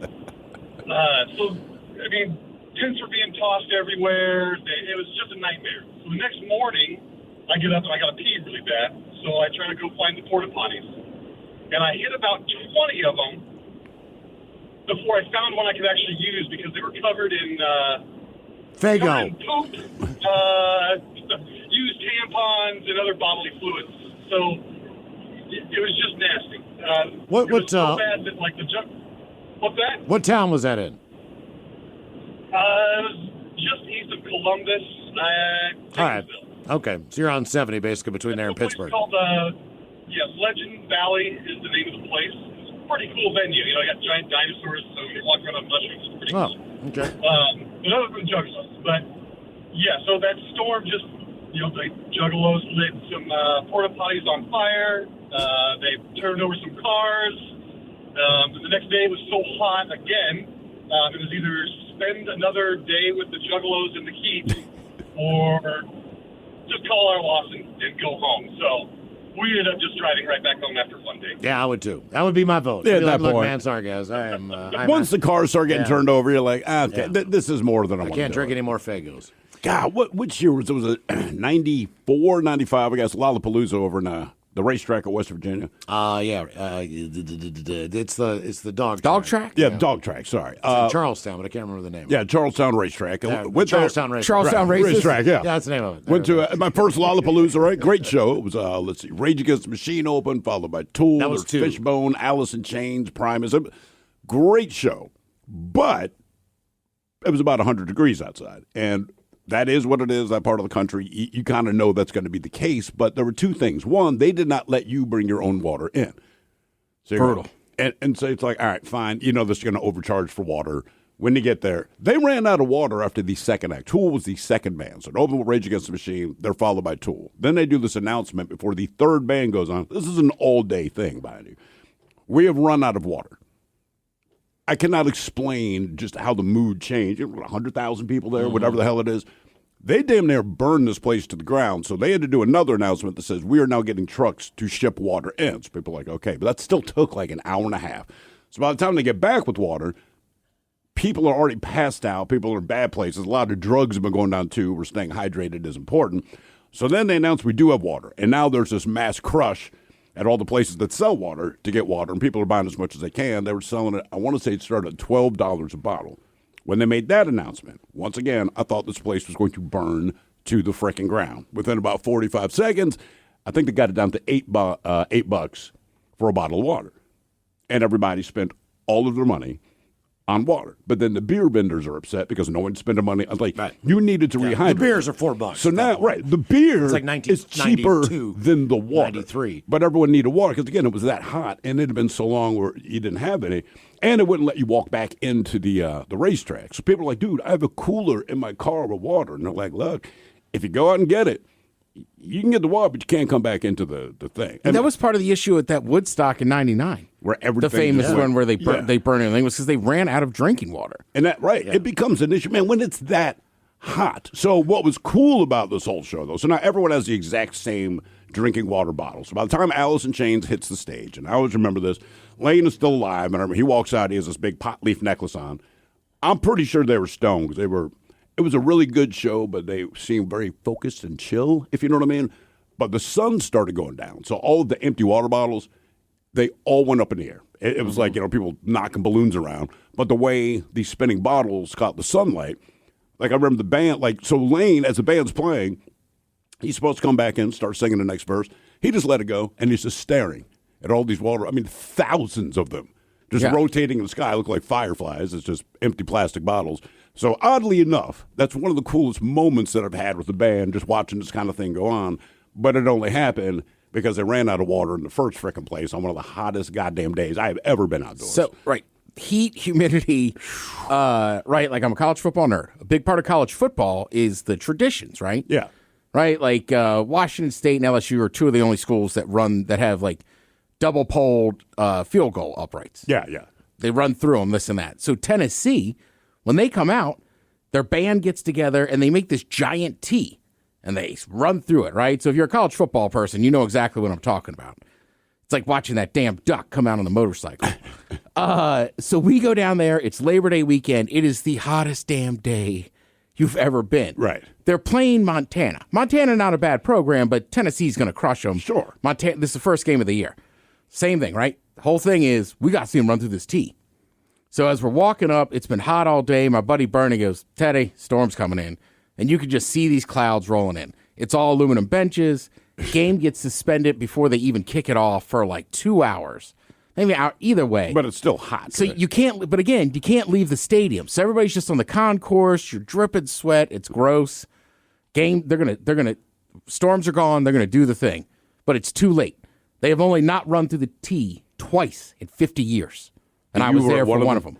Did they not do it just because of the time? Yeah, it was too late. They were like, they're not going to run through the tee. They're just going to come out and play. And it was like, look, that's why I'm here. Yeah, and everybody in Knoxville's here to see them run through the tee. They talk as much as they love football. They love the fact that they run through that damn tee, and it's super cool the way the band interweaves and this and that. And we had bought seats behind that section just to see behind the tee. You know what? The bands need to get more credit in the heat too, man. Because the players are hot, but they have the cooling machines and all that. And these bands walk out in those dumbass wool uniforms. Right? And I'm like, dude, it is 102 degrees outside. They're just out there playing their little asses off. I'm like, how do you do this? Right, like I said, we know the players are hot. Everyone in the stands are hot. The difference is, like I said, the players have the coolers blowing on in the band. You're sitting in a band section covered in wool. I mean, think about that. And what about the mascots? And the mascot. Think about that ass. How did the weather do you dirty? 206-803-ROCK. To remind you that 60% of sales on Amazon come from independent sellers, here's John from Devil Dog Pet Company. We run our family business from Sterling Heights, Michigan, but we can reach customers all over the country thanks to Amazon. Good boy. Shop small business on Amazon. When you haven't found love, it can feel like everyone else has. It's in every movie, every song, and all the PDA. Looking for love sucks. Thankfully, California Psychics can give you the guidance you need to find the one. We can guarantee if your reading isn't life-changing, it's free. And new customers receive 20 minutes for just $20. Visit CaliforniaPsychics.com and experience the joy of certainty. California Psychics. Heather is a nurse practitioner from United Healthcare. We meet patients wherever they live. During a house call, she found Jack had an issue. Jack's blood pressure was dangerously high. It was 217 over 110. So they got Jack to the hospital and got him the help he needed. He had had a stent placed in his heart, preventing a massive heart attack. If it wasn't for my guardian angel, I wouldn't be here. Hear more stories like Jack's at UnitedHealthcare.com. Benefits, features, and/or devices vary by plan, area, limitation, and exclusions apply. This episode is brought to you by PBS, home of Ken Burns. Ken Burns films aren't just documentaries, they're national events. And his latest, The American Revolution, is the one you've been waiting for. When you think American Revolution, you probably picture tea crates in Boston Harbor, Founders signing documents in Philadelphia, redcoats marching into battle. But Ken Burns, along with Sarah Botstein and David Schmidt, takes us so much deeper. This was a revolution that was bloody, complicated, and unbelievably consequential. It's a story of people, some you know and many you don't, who risked everything to change the course of history. Their fight for independence lit a spark for freedom that still burns today. George Washington called it the cause of mankind. And John Adams wrote to his wife Abigail, "Posterity, you will never know what it cost us to preserve your freedom." With the American Revolution, Ken Burns and his team bring us a story that's vast, human, and deeply relevant. A story that belongs to all of us. Check out The American Revolution. Premieres Sunday, November 16th at 8, 7 Central on PBS and the PBS app. I can't wait to watch. Is your business ready for what's next? Think about where you want to be in 3 years, 5 years, 10. Growth isn't about numbers. It's having the right specialist by your side. Moss Adams and Baker Tilly have joined forces to create a remarkable new organization. It's one advisory firm with resources, expertise, and vision built specifically to serve the middle market to help you get to what's next. Learn how Baker Tilly can help your business pursue its vision of success. Visit bakertilly.com/combo. This is The Mighty 99.9 KISW and KISW HD1 Seattle. Always live on the free Odyssey app. Text the guys at 206-803-ROCK from the Pinky's Plumbing Studio. You're in the men's room. It was Fairness Veterans Day. Pick up some men's room IPA and 20th anniversary lager from Black Raven Brewing. It helps our friends at the local Fisher Houses in the Pacific Northwest. Our question, how did the weather do you dirty? 206-803-ROCK. Hello, Peyton. Welcome to the men's room. Hola. Hola. All right. Actually, I was curious. I had one. I had one story, but I'm actually changing because I got a better one. All right. After hearing that one guy talk about the weather. So, coming back from deployment, you go through Kuwait, and I got selected to be on baggage detail. So that means I have to take bags from one container into another container when we're moving around. And unfortunately, when I came back home, it was July. So being July in Kuwait is the worst. I don't know how to explain it. It's so hot. I'm originally from the Washington area, so I'm used to maybe maxing out at 80, 90 degrees for like a week. So when I'm over there, and it's just, I'm in a steel container moving all these bags, moving everybody's stuff, and then they're like, hey, be careful. And there's pilots that has these they're called tough box, that full of their gear, and they're like, hey, be careful. And it's just like, you just want to snap at them, but I can't snap because I'm just lower enlisted, just being told, hey, voluntold, hey, you're doing this, not if you like it or not. So it was just all day. I'm just sweating through everything. I'm drinking, no matter how much water you drink, you're just dying. Did you interact with any Kuwaiti citizens? In other words, what do they do when it is this hot? Do they shut down the city during the day and do things at night, or are they just used to it? They're just so used to it. I mean, they still run stuff a lot. So when we got transferred from one base to another to leave, we were on buses. We all got onto these buses, and these buses had no AC. Come on.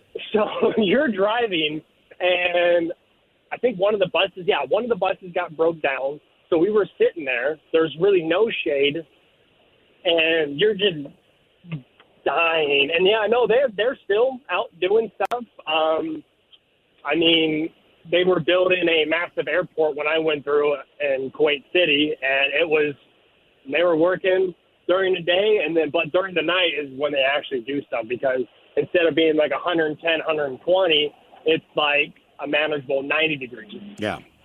It's kind of like Phoenix. A lot of people that we talk to either live currently in Phoenix and fly up here for business and all that kind of thing. But they're all like, look, because we'd be jealous of something. And they said, listen, man, we don't do anything during the day. If there are people that jog or ride bikes, all these healthy people, they're like, look, I got to get up at 4:30 in the morning to get my run in. To walk your dog. Because once the sun is up, it is too hot to physically be outside. Right. And I'm not trying to kill my dog and burn its pads and all this. And I'm like, Damn, man. So That's why you live the nightlife there. That's why even if you look at the breeds of dogs that people buy in certain areas of the country, if you live in Palm Springs, you don't see corgis like you do in the Pacific Northwest. They're big coats and low to the ground. Right. Yeah. You can't have that when it's 115 degrees for 3 months in a row. I mean, you're putting your dog in jeopardy of just absolutely dying. We talked to one guy who has a pool, which is pretty standard if you own a house in Arizona, right? And we're like, why don't you splash around in the pool? He said, listen, dude, when it's 115, 120 degrees outside, and this past summer, I guess, was like record-breaking for him. So the pool is 95 degrees. So I hear what you're saying, but like it doesn't feel good. Dude, it happened to me in Vegas. The day I was there, it was 117 this July. Oh. It's same thing. Damn. We were hanging out at the pool. And I was like, all right, I'm getting in the pool. And it was like, this is not refreshing. No, it's awful. It was, I mean, just so warm. And they're not, and the thing is, they're not deep. Right? So like, if you had a super deep pool, I mean, it would still be warm, but like the Vegas pools are maybe, 4 feet. Maybe. Yeah. They're, right. So it's don't drown you drunk, Devin. Right. Yeah, and like the pool we were at, that was a nice casino. That was more to be seen at the pool. Of course it was. You're actually getting in the water, sir. Oh. How did the weather do you dirty? 206-803-ROCK. You say you got frozen espresso teenies? Count me in. Yeah, not for long. Hello, Ron. Welcome to the men's room. Hola, bitches. Hola. Hey, liquor and whores for Mike, and his wife should listen the first time. That's right. That's exactly right. So I used to live down in Southern California in the mountains outside of San Bernardino. And my roommate and I had a plan where his girlfriend was there, and I was going to bring a gal up that I'd seen a couple times to come up for dinner, spend the night, have a little adult fun. And he called me in the middle of the day and said, you need to get home because it's snowing. And I'm driving his, 67 Volkswagen Bug, which didn't have real good headlights. Yeah. No. So me and this gal, we're heading up to where we live, and we get to about 1,000 feet, and now we are in snow, and we're in the clouds. And I mean clouds. So luckily, it's 2 lanes in both directions. So if people are pulling over to chain up, there's, the right lane is where people are doing it, so you can get around them on the left. And I did not have chains, so that was not an option. I had to keep moving. And it got so bad with the snow and the clouds that I had to have the driver's side window down. I had to have her watch ahead and tell me if she saw any lights in front of us. And I had to look out the driver's side window straight down to the ground to see the yellow line to steer. So she's the eyes forward, you're the eyes down. This is how this operation's working? Absolutely. It was the only way that we got home. Also, one of the worst defrosters ever in the history of automobiles was a Volkswagen Bug. I mean, that's why people used to have fans on the dash just to be able to clear the window so you could see out. Yeah, absolutely. The only good thing about the whole deal was we ended up getting about 10 inches of snow. So what started out as an overnight adventure turned into a 2-day adventure before I could get her home. So was that beneficial for you? Absolutely. Okay. I see what you're saying there. 21, it was perfect. Oh, yeah. 21, all right, I got this. We'll survive this just fine. Well, the only good thing about that car was it was rear-wheel drive and the engine was in the back, so as much as it just seems like a two-wheel car, at least like a front-wheel drive car. Right. At least the engine was sitting on the back of the...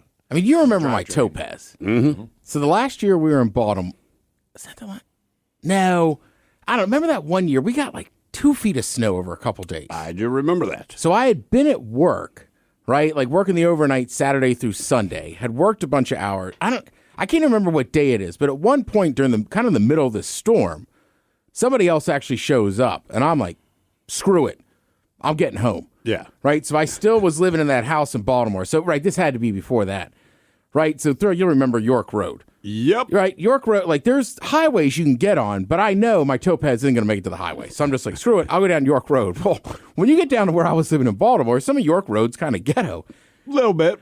I had that topaz. I mean, the speedometer said 60. I was barely moving, right? And I'm just like swerving around, tires spinning on York Road. There's like I remember a couple dudes just screaming at me like, "You're crazy!" But I mean, white boy. I basically, yeah. But kind of like he said, I have no lights on. It's so white out.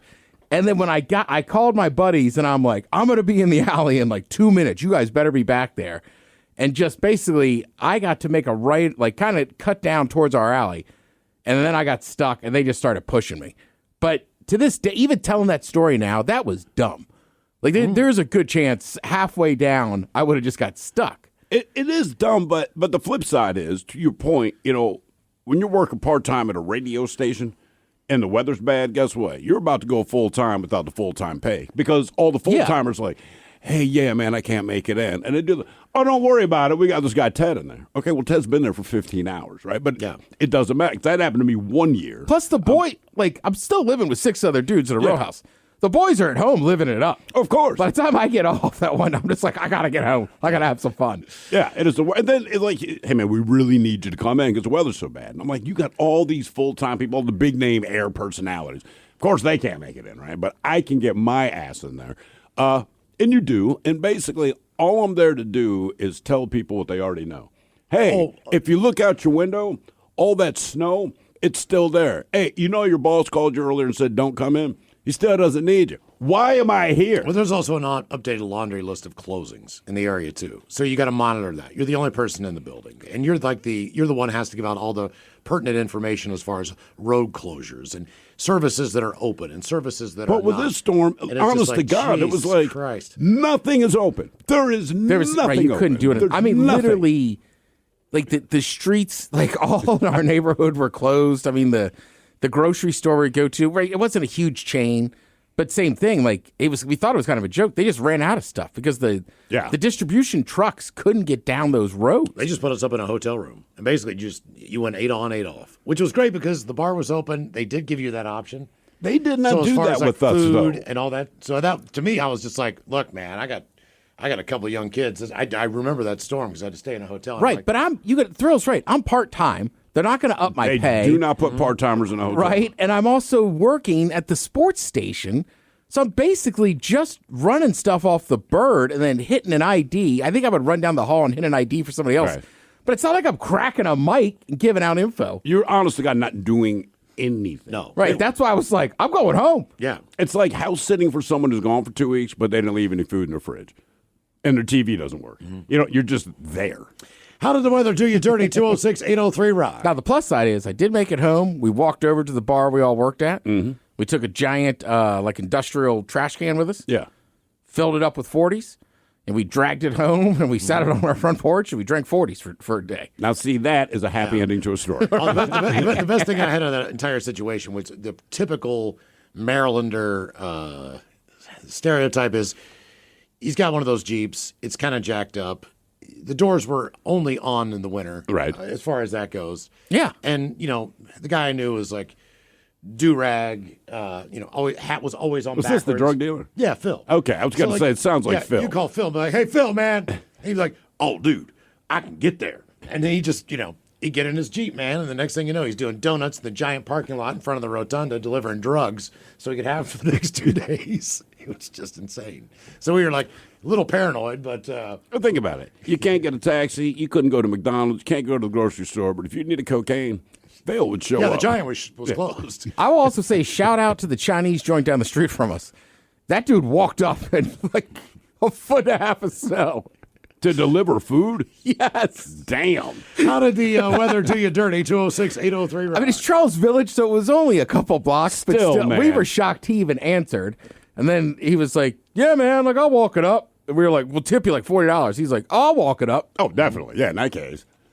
To remind you that 60% of sales on Amazon come from independent sellers, here's John from Devil Dog Pet Company. We run our family business from Sterling Heights, Michigan, but we can reach customers all over the country thanks to Amazon. Good boy. Shop small business on Amazon.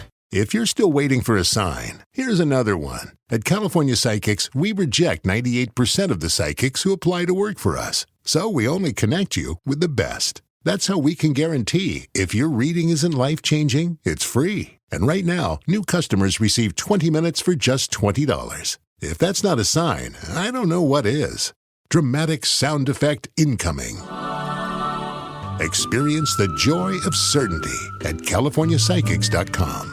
Heather is a nurse practitioner from United Healthcare. We meet patients wherever they live. During a house call, she found Jack had an issue. Jack's blood pressure was dangerously high. It was 217 over 110. So they got Jack to the hospital and got him the help he needed. He had a stent placed in his heart, preventing a massive heart attack. If it wasn't for my guardian angel, I wouldn't be here. Hear more stories like Jack's at UnitedHealthcare.com. Benefits, features, and/or devices vary by plan, area, limitation, and exclusions apply. This episode is brought to you by PBS, home of Ken Burns. Ken Burns films aren't just documentaries, they're national events. And his latest, The American Revolution, is the one you've been waiting for. When you think American Revolution, you probably picture tea crates in Boston Harbor, founders signing documents in Philadelphia, redcoats marching into battle. But Ken Burns, along with Sarah Botstein and David Schmidt, takes us so much deeper. This was a revolution that was bloody, complicated, and unbelievably consequential. It's a story of people, some you know and many you don't, who risked everything to change the course of history. Their fight for independence lit a spark for freedom that still burns today. George Washington called it the cause of mankind, and John Adams wrote to his wife Abigail, "Posterity, you will never know what it cost us to preserve your freedom." With the American Revolution, Ken Burns and his team bring us a story that's vast, human, and deeply relevant. A story that belongs to all of us. Check out The American Revolution. Premieres Sunday, November 16th at 8, 7 Central on PBS and the PBS app. I can't wait to watch. Is your business ready for what's next? Think about where you want to be in 3 years, 5 years, 10. Growth isn't about numbers. It's having the right specialist by your side. Moss Adams and Baker Tilly have joined forces to create a remarkable new organization. It's one advisory firm with resources, expertise, and vision built specifically to serve the middle market to help you get to what's next. Learn how Baker Tilly can help your business pursue its vision of success. Visit bakertilly.com/combo. Hello, Dave. Welcome to the men's room. Gentlemen, good to talk with you. And I might say the trash can full of 40s is behavior that I approve of. Yeah. Like I said, the end of that story makes it all okay. Right. And then we order Chinese food. So two quickies. So the first one that was, I grew up in Northwest Tennessee, a little terrible redneck town in God's country, if God equals tornadoes. But my family had this cabin with a little dock on the Kentucky Lake, which is part of the Tennessee River. So my brother and I, he's my best friend, we were 19 and 20-ish, and we were hanging out there on the dock drinking some beers, and it was cloudy and some weather rolling in, and I started feeling kind of tingly, and I looked down, and the hair on my arm was standing up. I looked over at my brother, and the hair on his head was kind of beginning to float, and I was like, dude, and right about the time I said that, it sounded like somebody fired a shotgun right beside my head, and there was this blinding flash of light, and of course, we both just levitated out of the chair, and like when I came back to my senses a bit, the one of the corners of that dock that we were sitting on, which was wooden but had a tin roof, was gone. So we made it from the dock back up this big hill to the cabin in maybe 5 seconds. It was a lightning strike that hit the dock while we were sitting on it. That's kind of terrifying. That was impressive. Impressive. Yeah. The other one real quick that brought to mind when you were talking about people calling into the radio station, I had exactly the same thing, but I used to work at a hospital. Also back in Tennessee. I'm here in the Seattle area now for a long time. Thank God. But worked at this hospital. I used to work 12-hour shifts as an ER technician. So basically, just doing stuff. I wasn't a nurse, but doing all kinds of different stuff. And we had a big ice storm, which we're prone to in West Tennessee. More than snow, a lot of ice. And we had this huge ice storm, and people started calling in. I was working my regular 12-hour shift, and people called in. And I ended up working 36 hours straight with no breaks. Yeah, I don't want someone in the medical field who's been awake for 36 hours straight. You almost feel like you're on acid. Yeah, you almost. You totally do. That's exactly what I said before, because that's the perfect analogy. It is, but it's less fun. Yeah. No, you know what I mean. You're not enjoying it. And when you go to bed, you go to bed for like 18 hours. Oh yeah. Yeah. When you take the longest nap that you've ever taken in your life, you wake up and you don't know what day it is. Because you it was not fun, and I had the same feeling. I was like, dude, I don't want to be in a hospital where somebody like me's been awake for 36 hours. You really don't, man. You really nurses do. are like, well, you're not a doctor or a nurse, so it doesn't matter. I guess. Yeah, well, take this blood then. Here. Yeah. I mean, hell, the one time that I sleep deprived myself, and basically the same thing. You're young, you're partying and all this, but like I thought I was on fire. Not because I saw flame, but smoke. I saw smoke everywhere, and I'm debating, and I had to go to work, so I'm working security at same like here, at a corporate office building, but it's on the weekend. There's nobody there. And everywhere I look, there's smoke, and I'm like, oh, man. I can't smell it, but I can see it, and then do I pull the fire alarm? Do I call my boss? Because I don't want to make this a big deal if it's just something small I can handle. But no matter where I looked, I could not find the source of the smoke. So I sit back down at the front desk, and I'm just kind of pondering this, like, man, what do I do?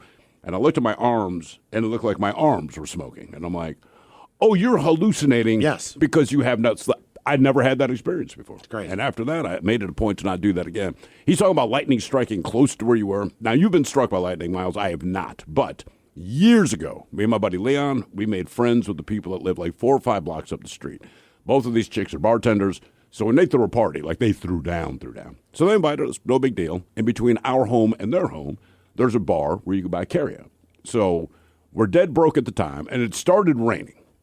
But again, it's only 4 or 5 blocks. So by the time we got to the bar to get our order, it started dumping rain. And the bartender, I remember he gave us 2 big-ass black hefty trash bags that we could put over. We'd poke our heads out, but keep your body dry. And then we each had a case of bottled beer. I do not remember what the bottles were, but I guarantee it was cheap because we're broke. So we got 2 cases of beer. We got our trash bags. We're like, F it. We'll just make the final sprint and get up to this chick's house. And we go outside. We make about half a block.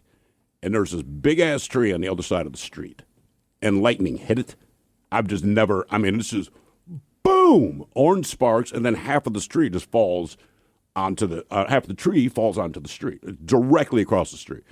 Leon and I, we both freak out because it's so loud, it's so close, and you kind of feel it, but there was no real effect from it. Yeah. But anyway, we both dropped our cases of beer, and we ended up with 48 broken bottles of beer. Every one of them? Every bottle in the case is broke, and we were so pissed about that, and I really felt like nature did me dirty. Like, look, either strike me with lightning or don't do it so close that we freak out and drop our bottle. How did the weather do you dirty? 206-803-ROCK. Hello, Cody. Welcome to the men's room. Hola, gentlemen. Hola. All right, so back in February, we had that nasty winter storm, right? Mm-hmm. I booked a flight to Utah to go visit a friend. Got getting texts about flights delayed this, flights delayed that on a Saturday. Long story short, we get on the plane at around 5 o'clock. They tell us the plane's broken. We have to get off the plane, go to another terminal, get on the plane to Los Angeles, get there about 10:30, 11 at night. Had to stay there until like 7 in the morning to catch a layover to San Francisco, and then another 90-minute layover to finally get to Utah. I lost 24 hours of travel because of snow up here. Good God, man. Wow. Yeah. And they're not in a hotel at any point, right? This is all airport waiting? Nope. I was slept on the airport floor in Los Angeles for like a good 8 hours, off and on, because you never know what's going on. People are sketchy or going to mess with their stuff or whatever. Oh, yeah, for sure. Yeah. That sucks. Yeah. I've had one that got delayed. Then I ended up in Cincinnati, a.k.a. Covington, Kentucky, for hours, right? But I got there so late, it delayed me. Then I had to fly to Atlanta. Oh, my God. Right? To fly back up to Baltimore. But same thing. It was like 20-some hours. You could have walked. Of traveling, and it was just... You could have gotten a Greyhound and been back home. It was just brutal. Yeah, I mean, honestly... You could have saved money, gotten on a Greyhound, and gotten home faster. If I had thought about it, I probably could have just found a different flight from Cincinnati, but I didn't think it was going to take that long. And then they were like, we're going to send you to Atlanta. So by the time I got to Atlanta... Right, like I was on vacation. I had some pops in Kentucky with this awesome chick in the smoking lounge. All right. And then right by the time I get to Atlanta, though, man, your boy's running ragged. And then I want to say from Atlanta back up to Baltimore. I don't know. I don't even remember what time I got back to the East Coast. So I remember somebody picking me up and was just like, "Don't talk to me." Like I need to go to sleep. Yeah, right, because you're frazzled too. Yeah, that's the worst part. Oh God. Right, and listen, this won't shock you.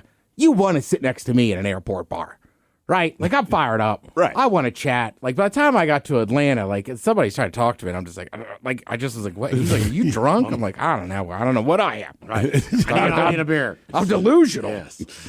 Duff McKagan coming up on the program. He's got a show tomorrow night at Showbox Soto. Should be calling right around 4:30. And we have your emails coming up next in the men's room at KISW.com. In communities across the country, hourly Amazon employees earn an average of over $23 an hour, with opportunities to grow their career and their paycheck. Learn more at aboutamazon.com.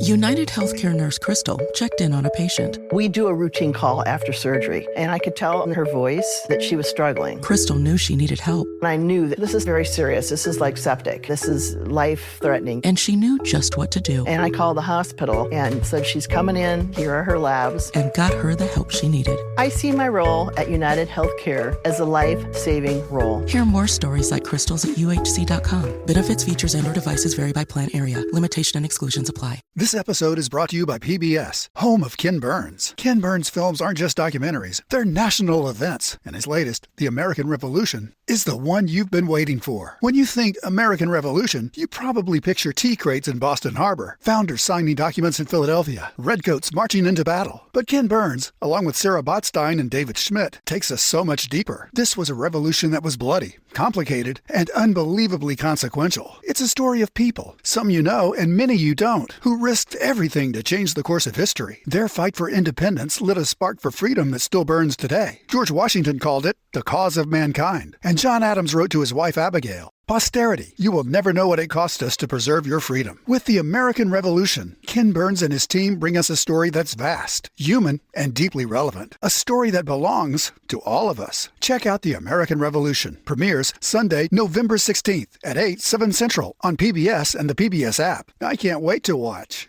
Is your business ready for what's next? Think about where you want to be in 3 years, 5 years, 10. Growth isn't about numbers. It's having the right specialist by your side. Moss Adams and Baker Tilly have joined forces to create a remarkable new organization. It's one advisory firm with resources, expertise, and vision built specifically to serve the middle market to help you get to what's next. Learn how Baker Tilly can help your business pursue its vision of success. Visit bakertilly.com/combo. No matter why your clients give, their donations can do so much more with a donor-advised fund from DAF Giving 360. They can donate cash, publicly traded securities, or other non-cash items like real estate and even crypto, while recommending grants at any time. DAF Giving 360 can offer you over 25 years of expertise, bringing donors, financial advisors, and even charities together to make a greater impact. Learn more at dafgiving360.org/advisors. dafgiving360.org/advisors. To remind you that 60% of sales on Amazon come from independent sellers, here's John from Devil Dog Pet Company. We run our family business from Sterling Heights, Michigan, but we can reach customers all over the country thanks to Amazon. Good boy. Shop small business on Amazon. If you're still waiting for a sign, here's another one. At California Psychics, we reject 98% of the psychics who apply to work for us. So we only connect you with the best. That's how we can guarantee if your reading isn't life-changing, it's free. And right now, new customers receive 20 minutes for just $20. If that's not a sign, I don't know what is. Dramatic sound effect incoming. Experience the joy of certainty at CaliforniaPsychics.com. No matter why your clients give, a donor-advised fund from DAF Giving 360 makes charitable giving simple and efficient. They can get a tax deduction upon funding an account, and their assets can potentially grow tax-free as they recommend when and where to give. DAF Giving 360 has over 25 years of experience bringing donors, financial advisors, and charities together to make a greater impact. Learn more at dafgiving360.org/advisors.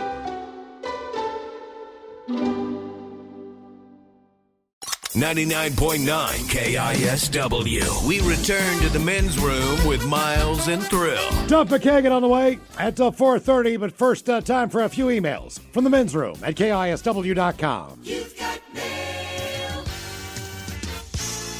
You've got mail. And one from our question, how did the weather do you dirty? Bachola's, how did it do me dirty? Maybe my parents back in 97. Lived in the Cascades in Walla Walla. There was snow up in the mountains, and one day the weather warmed up so much the snow melted. It made the creek, Mill Creek, dam flood over the banks. Water was clear up to the bridge. So they had bridges that the creek went under. They shut those down in case somehow they loosened the dirt and such and took the bridge out. They shut down schools for a couple days, and a few smaller towns that had a little bit of flooding went and saw it, and it was a sight to see. Also, how the fart a part of the story. I guess that's a typo. Has anyone ever made their cat or dog faint from a fart? Oh, it wasn't a typo. That from Kevin in Linwood. No, that was Kevin. that was a question. Yeah. From Friday. I don't think I've ever made anything. Not faint, no. No, not from a fart. I mean, almost myself, but no. I did read that Asheville, North Carolina, just got power back today. Today? Downtown. So think about Oh, that. God. I mean, From that the sounds hurricane? gone. Well, from the flooding. So, right, because the hurricane, right. and then it went up in the middle. It wasn't like strictly on the coast. Right. And Asheville, while it's in the mountains, it's in a valley. And I mean, it just, because my buddy's wife is from there. I mean, they're like, no, you don't understand. Like, that town basically got washed away. It did. Wow. I mean, where I stayed, that whole village, the Bitmore village, got totally underwater. So they had like little shops and stuff like that. The little, Correct. Little town, and that was. I mean, I looked at the pictures. I was like, I was just there last summer. I did not see a stream. I did not see a creek. It was like not in the viewing area, so I did not realize. Right. Definitely down in a valley, but didn't really, think about the gravity of what I was looking at. So I saw those pictures. I was like, that is insane. The amount of water that they got. It also sucks because that town was like, that was like an up and coming place that people were going to, moving to, vacationing to. It still is. It was good for North Carolina. It really was. All right, let's do a little birthday action here. Gentlemen, today is my beautiful daughter Alyssa's 26th birthday. How about some dad jokes from Miles and the Dirty Germans telling her what they want to give her for her birthday? Thanks, guys. That from the dad Mark, the mom Jennifer, son Mason, and husband Austin. Oh, wow.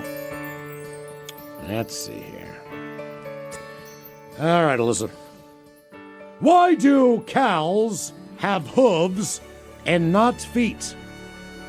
Why do cows have hooves and not feet? Why? Because they lactose. All right. What do the TSA and dentists have in common?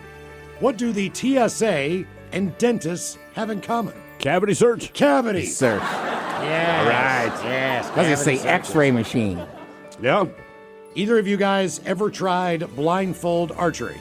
I have not. You don't know what you're missing.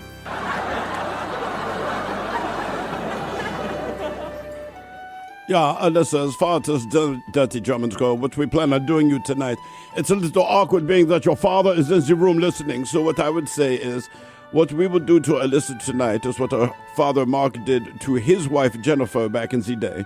Yeah, I think for your parents, this is bad. It's the worst nightmares. For your husband, his little kinky butt, it's going to be the fantasy he always wanted. Yeah, he'll be holding the camera. Yeah, well, in one hand. Is that what he calls his? It's the camera? Yeah, it's the camera. Set up a tripod. Guys, I want to wish a very happy 33rd birthday to my fiance Britt. I love you. Hope you have a great day. How about a bong rip and the Dirty Germans? Maybe some Captain as well. That from Chris.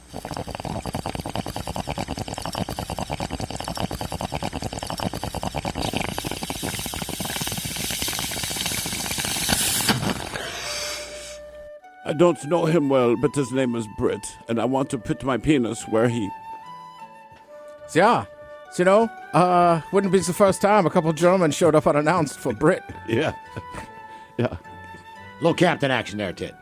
Oh, yep. Ooh, well, ahoy there, Britt. I hope you enjoy your 33rd birthday. I sure did. Me and the other mascots got an Airbnb in Azerbaijan where we smoked opium and experimented with a few homemade narcotics using only local products. They have some strange plants in that country, and strange plants led to strange highs. The Trix Rabbit, he actually beat up the same kids that were constantly eating his cereal. Miss Butterworth got a Brazilian under her apron.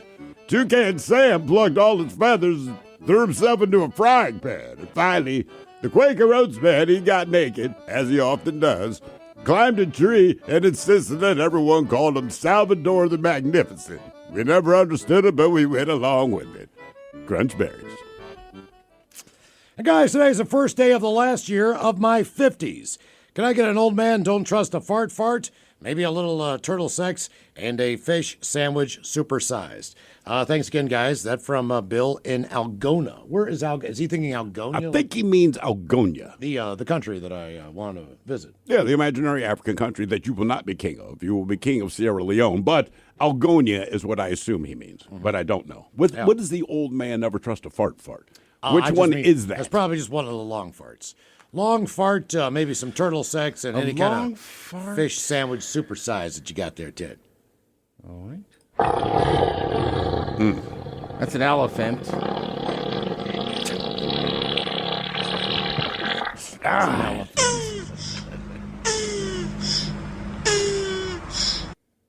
What else? Fish sandwich. Fish sandwich. Are you sure? All right, guys, here you go.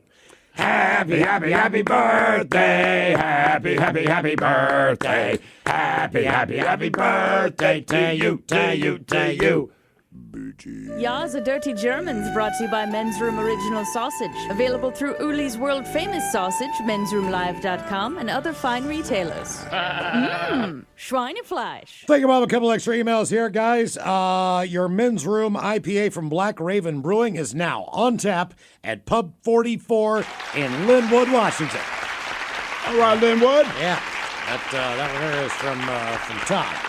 We do have an updated list of some of the locations that still happen to have the Men's Room Holidays Holiday Porter. Oh, dude, seriously, if you have not tried it yet and you want to, and trust me, you do, get on it quick because this is the last. This is it. And it is on draft, and what is out there is out there. Yeah, that's it, man. That's all we got. Totally sold out on this limited edition draft-only porter, which is delicious, with flavors of chocolate, vanilla, holiday spices, along with orange peel. It is a perfect combination. Whatever they did, it is good, man. A very drinkable porter coming in at about 7.5%. So, if you happen to be in Kirkland, head on over to one of our favorite places over there, the Lime. Oh, yeah. Where it is on tap.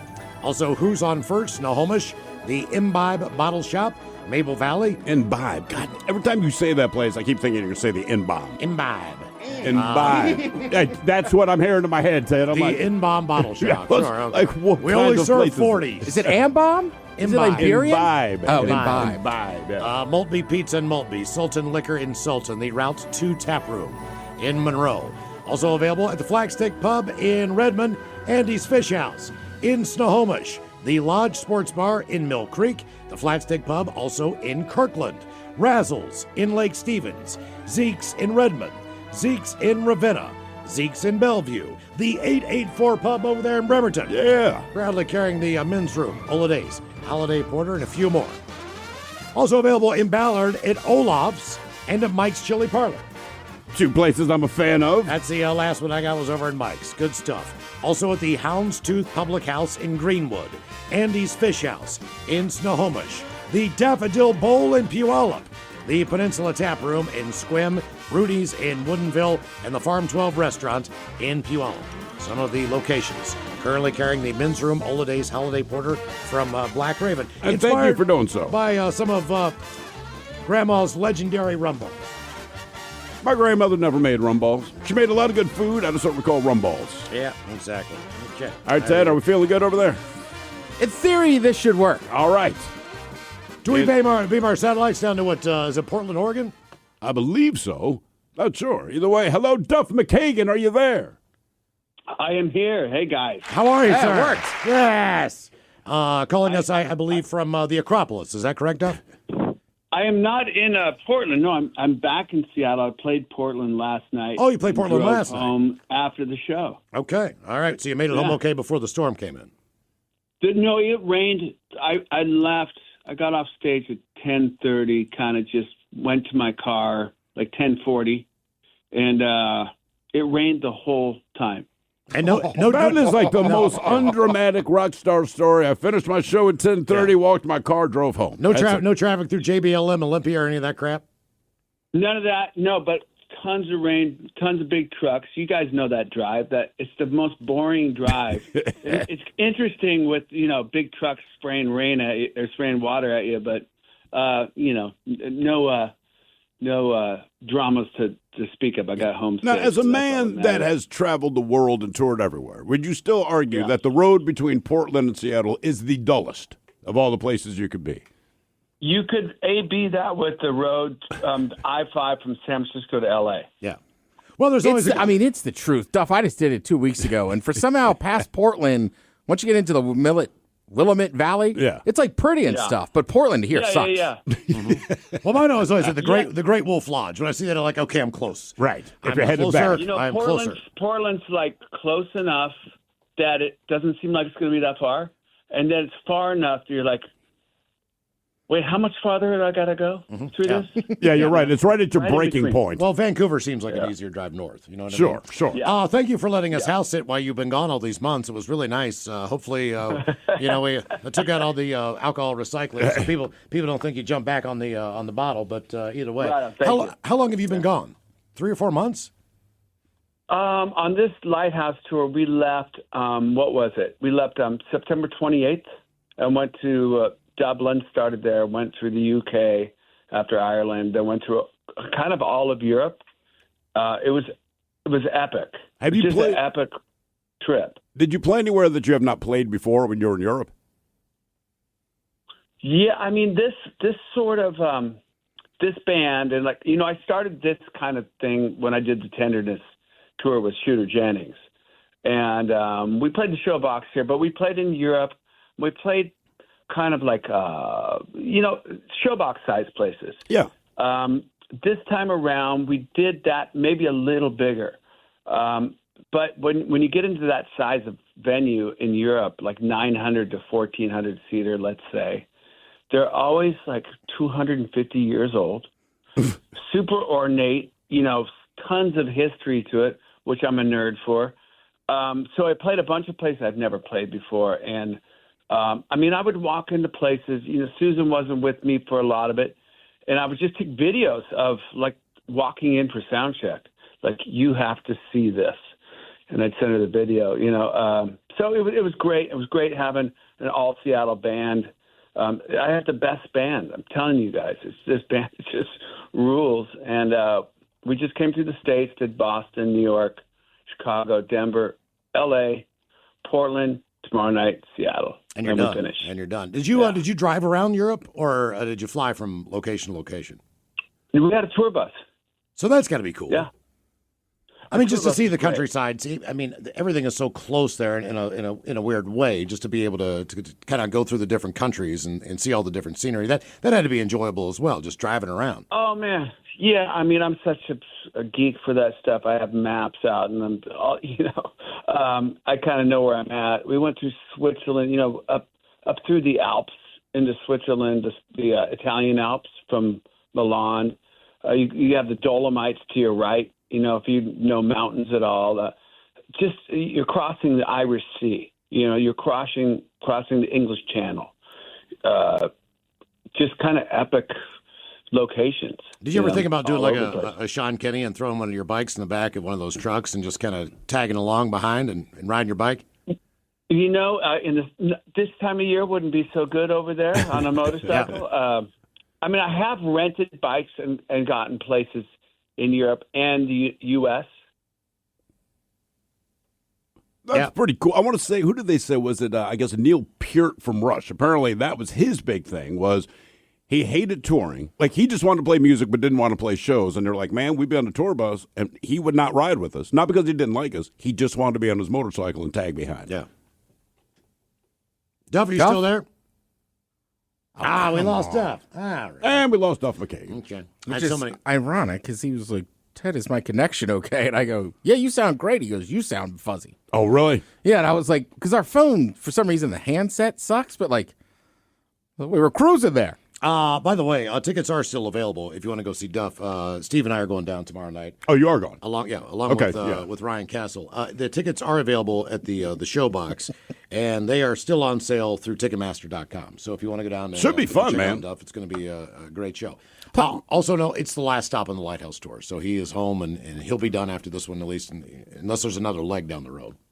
I didn't realize that his entire band was Seattle guys, because like you said, on this particular tour, based on who he's worked with on the album, like you said, Iggy Pop shows up one day, and does a show with him, which is insane to me, because one thing I wanted to ask him about that is like, look, obviously you've been in the game for a long time, you got a lot of skin in it, but when you were a kid, if someone said, yeah, man, you're just going to play a show with your buddies and Iggy Pop is going to join you on stage, would you have believed that if someone from the future told you? Oh, not only that, but if you look at some of the reviews, Bob Dylan basically said that one of the tunes on the new Lighthouse album was one of his favorite songs. So when you get that kind of It's not a cover. No, it's really. Yeah. So Damn. when you get that kind of I don't know how I feel review about that because like and accolades from somebody, I recognize that Bob Dylan is a major player. I just don't care for his music. You know what I mean? So it's like, I but appreciate it, man. As far as but- the lyricist goes, Sure. So basically, he's taking a little bit of. I mean, I think Bob Dylan, he's just tough to understand. Yes, that he is notorious. That is a fact.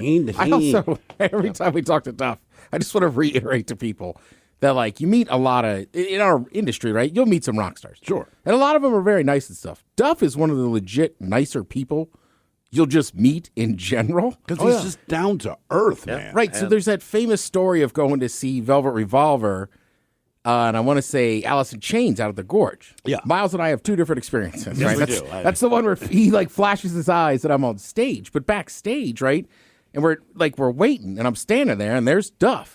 He's like, "What's up, dude?" I said, "I'm very nervous. I've never been on this stage." And he goes, "I actually haven't played this one either." And he's like, "But I'm not nervous." Right. He's like, "I'm nervous too." And he's like, "You okay?" And I'm like, "My mouth it's like a desert, and I got to go talking to this microphone." And he came back with a bottle of Fiji. I'd never had Fiji water, so I was like, "God, this is so cool." But just the interaction for him to be like, "Well, Ted, I'm kind of nervous too, man." Yeah, like it's the Gorge, it's a massive stage. The first time I met him, I couldn't believe I was going to meet him, and I wasn't supposed to, but he was going to interview with Jeets, who used to work here, right? And I can't remember what was going on with Jeets, but he goes, "Hey, man, we'd already finished our show, so it's after 6. He goes, "Do me a favor, just hang out for a few minutes. Duff's coming up. I just need someone to let him in, but I cannot physically be here." I'm like, "Sure, no problem." And I'm thinking, all right, man, you'll be decent. Duff shows up and opened the door, and it just blew my mind. There's Duff McKagan standing there. And at that time, we'd just gotten the kegerator, no, we didn't have the kegerator, but we had a ton of booze in our office, like an unbelievable amount of booze in the office. So typically, when guests came in, we'd offer them a shot or a drink, and they would always take it because it seemed kind of sneaky, like, "Oh, sure, yeah, I'd love to do that." So Duff walks in, and again, I'm trying to keep a professional cool, but I'm not feeling cool because I cannot believe I'm meeting him. But he's real chill, so I'm like, and so my first thought is, all right, offer him a drink. Then I remembered, he stopped drinking because his pancreas exploded. And I made the mistake of saying out loud, "I was going to offer you a shot, man, but your pancreas exploded." Smooth. He looks at me. Smooth. Oh, dude, I felt so stupid, but he looks at me and goes, Yeah, it did, man. But I appreciate that. That's right. Thanks for the reminder, bud. Yeah, it sure did. For the brief time we had him on there, big thanks to. We got him back. Think so. We're technical geniuses, aren't we? Studio.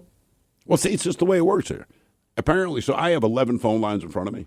He calls on line 12. No. So me and Ted are like, "Wait a minute, man. We don't have a line 12. So that's something that goes through the board." That's what we just discovered that today. Okay. About 5 minutes ago, all things being equal. It's kind of like live night. You know what I mean? Just whatever happens. That's exactly what you'd expect on live night. Exactly. If something goes wrong, it just went wrong. Except for we don't have phones there, so you got to show up live and buy your tickets.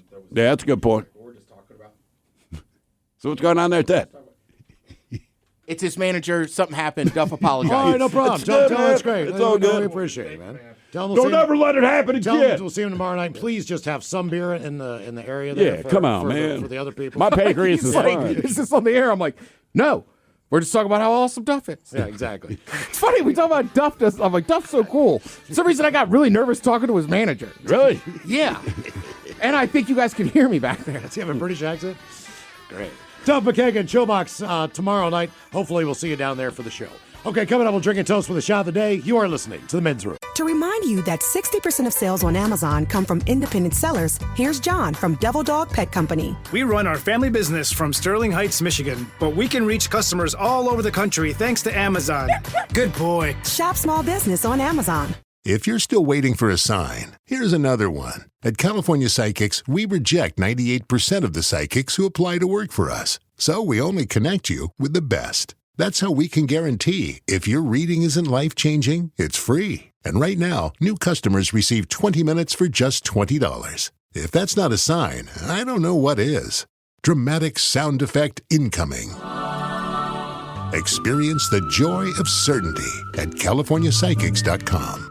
No matter why your clients give, A donor-advised fund from DAF Giving 360 makes charitable giving simple and efficient. They can get a tax deduction upon funding an account, and their assets can potentially grow tax-free as they recommend when and where to give. DAF Giving 360 has over 25 years of experience bringing donors, financial advisors, and charities together to make a greater impact. Learn more at dafgiving360.org/advisors.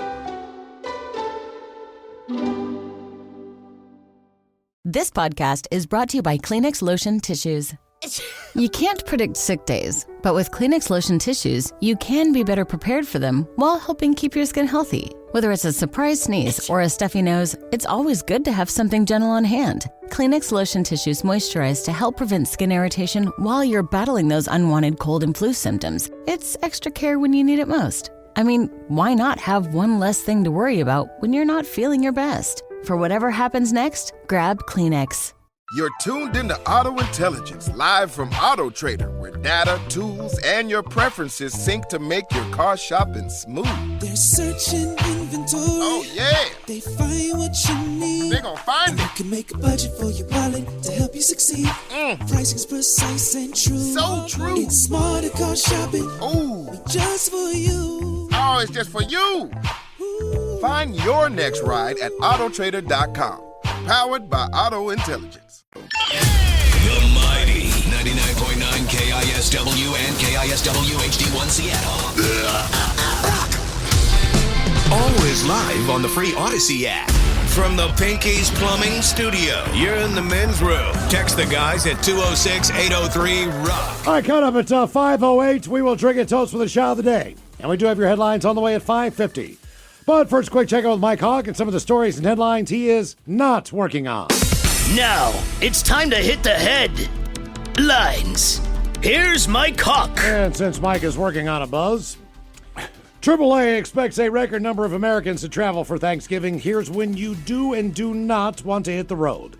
They are expecting just under 80 million people to head out this year from about 78 million last year. 72 million people will be on the roadways and will be driving. About 6 million are going to fly, and 2.3 million will actually take the Greyhound bus and trains and other modes of transportation. The worst days to leave, it depends on where you're headed, but in general, they say the worst times to be on the road are next Tuesday from 1 till 7 p.m. Okay. And next Wednesday from 1 until 5. The worst times to be going home, Sunday, December 1st between noon and 6, and Monday, December 2nd between 9 a.m. and 6 p.m. That Monday's rough because there also are regular commuter traffic. Right. People headed to work. The best day to drive is next Thursday. There's usually not a ton of traffic on Thanksgiving. On Thanksgiving Day, that's It's correct. Well, sure. Yeah. Because half the people are there. Repeat this story next year. Yeah. The fine folks at Kroger, you know them as QFC and Fred Meyer out here. Mm-hmm. They asked people to name the top 5 must-have Thanksgiving foods. So if you could only have 5 things total, what would they be? And here are the 5 Thanksgiving staples that got the most votes. I mean, to me, you got turkey. That's number 1 with 83% on the list. Mashed potatoes. That's number 3 with 49% on the list. Stuffing. That's number 2 with 55%. Rolls, maybe? Rolls don't make the top. Gravy? Gravy is number 4 at 30%. Man, for me, it'd be sweet potatoes. That's what I was getting ready to say, man. That's probably not it, but yeah. Oh, pie. Pumpkin pie. Oh, yeah. I mean, honestly, if you just had those 5, you got a Thanksgiving. Yeah. It's kind of all you need. I mean, I do love rolls. I do love cranberry sauce. Sure. I do love all the other things, but if I have those, it's plenty of food. Just look, I think all of us in here have had some sad Thanksgivings. Oh, yeah. And yeah, like stuffing and mashed potatoes make a difference. Eating a turkey sub from a gas station sucked. Yeah. I ordered some crab cakes last night, Ted. Oh, nice. Yes. Guess how much the shipping was?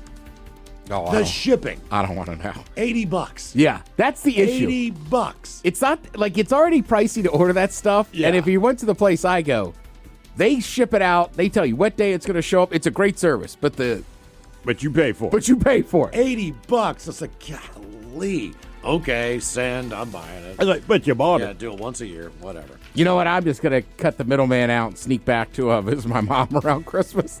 There you go. We'll just drive to G&M. Cheaper plane ticket than the actual cost of shipping it. Okay, here's fun. More than 20 riders were suspended in midair for hours after a Knott's Berry Farm ride malfunctioned yesterday afternoon.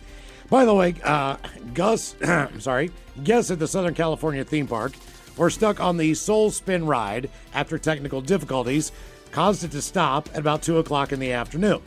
The 22 riders were evacuated from the ride by 4:30. Jeez. In accordance with the ride manufacturers and park emergency procedures, 2 female guests were transported to a hospital out of an abundance of caution. Now, TV footage showed riders suspended in the air in all different orientations, depending on where you were on the ride. Some were stumbling out of their seats after being lowered back to the ground because of blood flow, which has photos of the stuck ride, reports that some riders were trapped in a near vertical position for a couple of hours until they came back down. The Soul Spin brings riders up to more than 6 stories on 6 independently spinning arms. So each arm had kind of a different thing going on. Officials said the county fire was on standby at the park, but that rider rescue was handled by all the park staff. Has anybody been to that one? I have not. No. I feel like, right, because Disneyland is in what, Anaheim? Anaheim, yes. Mm-hmm. But I know a lot of people, like, if you live in, like, Orange County or whatever, like, they go to Knott's Berry Farm. I've definitely heard of that one. Here's fun. A 28-year-old Greek man was recently convicted of causing a disturbance by repeatedly trespassing on his neighbor's property and smelling their shoes. The unnamed man was arrested back in October after one of his neighbors spotted him in their yard before dawn, sniffing the shoes they'd left outside to get some fresh air. Smell it. This was not the man's first time trespassing on private property for the same bizarre reason. So at this point, the neighbor called police. Upon hearing the 28-year-old man's explanation and testimony of one of the neighbors, the court issued a suspended sentence to 1 month in prison with 3 months or 3 years of probation. Quote, "I do not exactly know how I came to do this act. I feel very ashamed and disappointment in myself. I can't explain it. I will ask for support to see what is happening and not to make it worse," according to the 28-year-old man. And he admitted, "I trespassed on the neighbor's property 3 times just to smell their shoes for reasons that I cannot explain." But that's the only explanation I want. I mean, I don't think it's that hard to figure out, right? He's got to have a foot fetish. Maybe. Yes. I feel like if he had a foot fetish, he'd be like, look, I have a foot fetish. This is kind of a continuation of it. This just seems like I like to smell the shoes. Right, but I'm just saying, like, you'll take a whiff of your own shoes to see how bad it is, but it's still terrible. Yeah, it absolutely is. Right? I can't imagine sniffing somebody else's shoes. You're trying to make sense of this, Ted. I don't think we can. Solid point. Solid point, dude. Fun with parenting. A Texas woman who left her 2 young children, ages 8 and 6, home alone while she went on a 4-day cruise pleaded guilty yesterday to a felony abandonment charge. Yeah. Lakeisha Williams, who was 29, copped to the charge, carrying a prison term of between 6 months and 2 years. How old were the kids? And a maximum 6 and 8. $10,000 fine. She has not reached an agreement yet with prosecutors to her possible punishment. Now, according to investigators... What do you mean, reach an agreement? I guess there's an agreement to be made on this one. I mean, that'd be great if that's the way courts work. Like keeping your children, other things, if you keep your nose clean, so to speak. According to investigators, Williams and her children resided in a $3,600 a month apartment on the 21st floor of the luxury McKinley Apartments in Houston. Williams reportedly earned $6,000 monthly as a nurse's service employee. In April, neighbors spotted Williams leaving the complex with luggage and bags, but not her children. A witness who never saw Williams return to the location, they called 911 fearing that the children, a boy and his younger sister, were alone. Well, police did a welfare check, and they found the kids by themselves in a home that smelled of urine and was in complete disarray and had trash and leftover food all over the unit. The juveniles told cops that their mom went on vacation on a cruise, and they didn't know when she would be coming back. So the boy then used a phone to text his mom while she was vacationing, and cops found a webcam that she used to watch and talk to the children while she was away. When contacted by phone, Williams was uncooperative with police and refused to return to the residence. She was switching up her story on her whereabouts. She was in Puerto Rico, where she has been held on $25,000 bond before the arrest, and then she was arraigned back to Houston, Texas. I mean, besides the fact they're 6 and 8, which isn't old enough, like, wouldn't you just be worried about them choking or lighting something on fire? Like, that is just any normal parent would.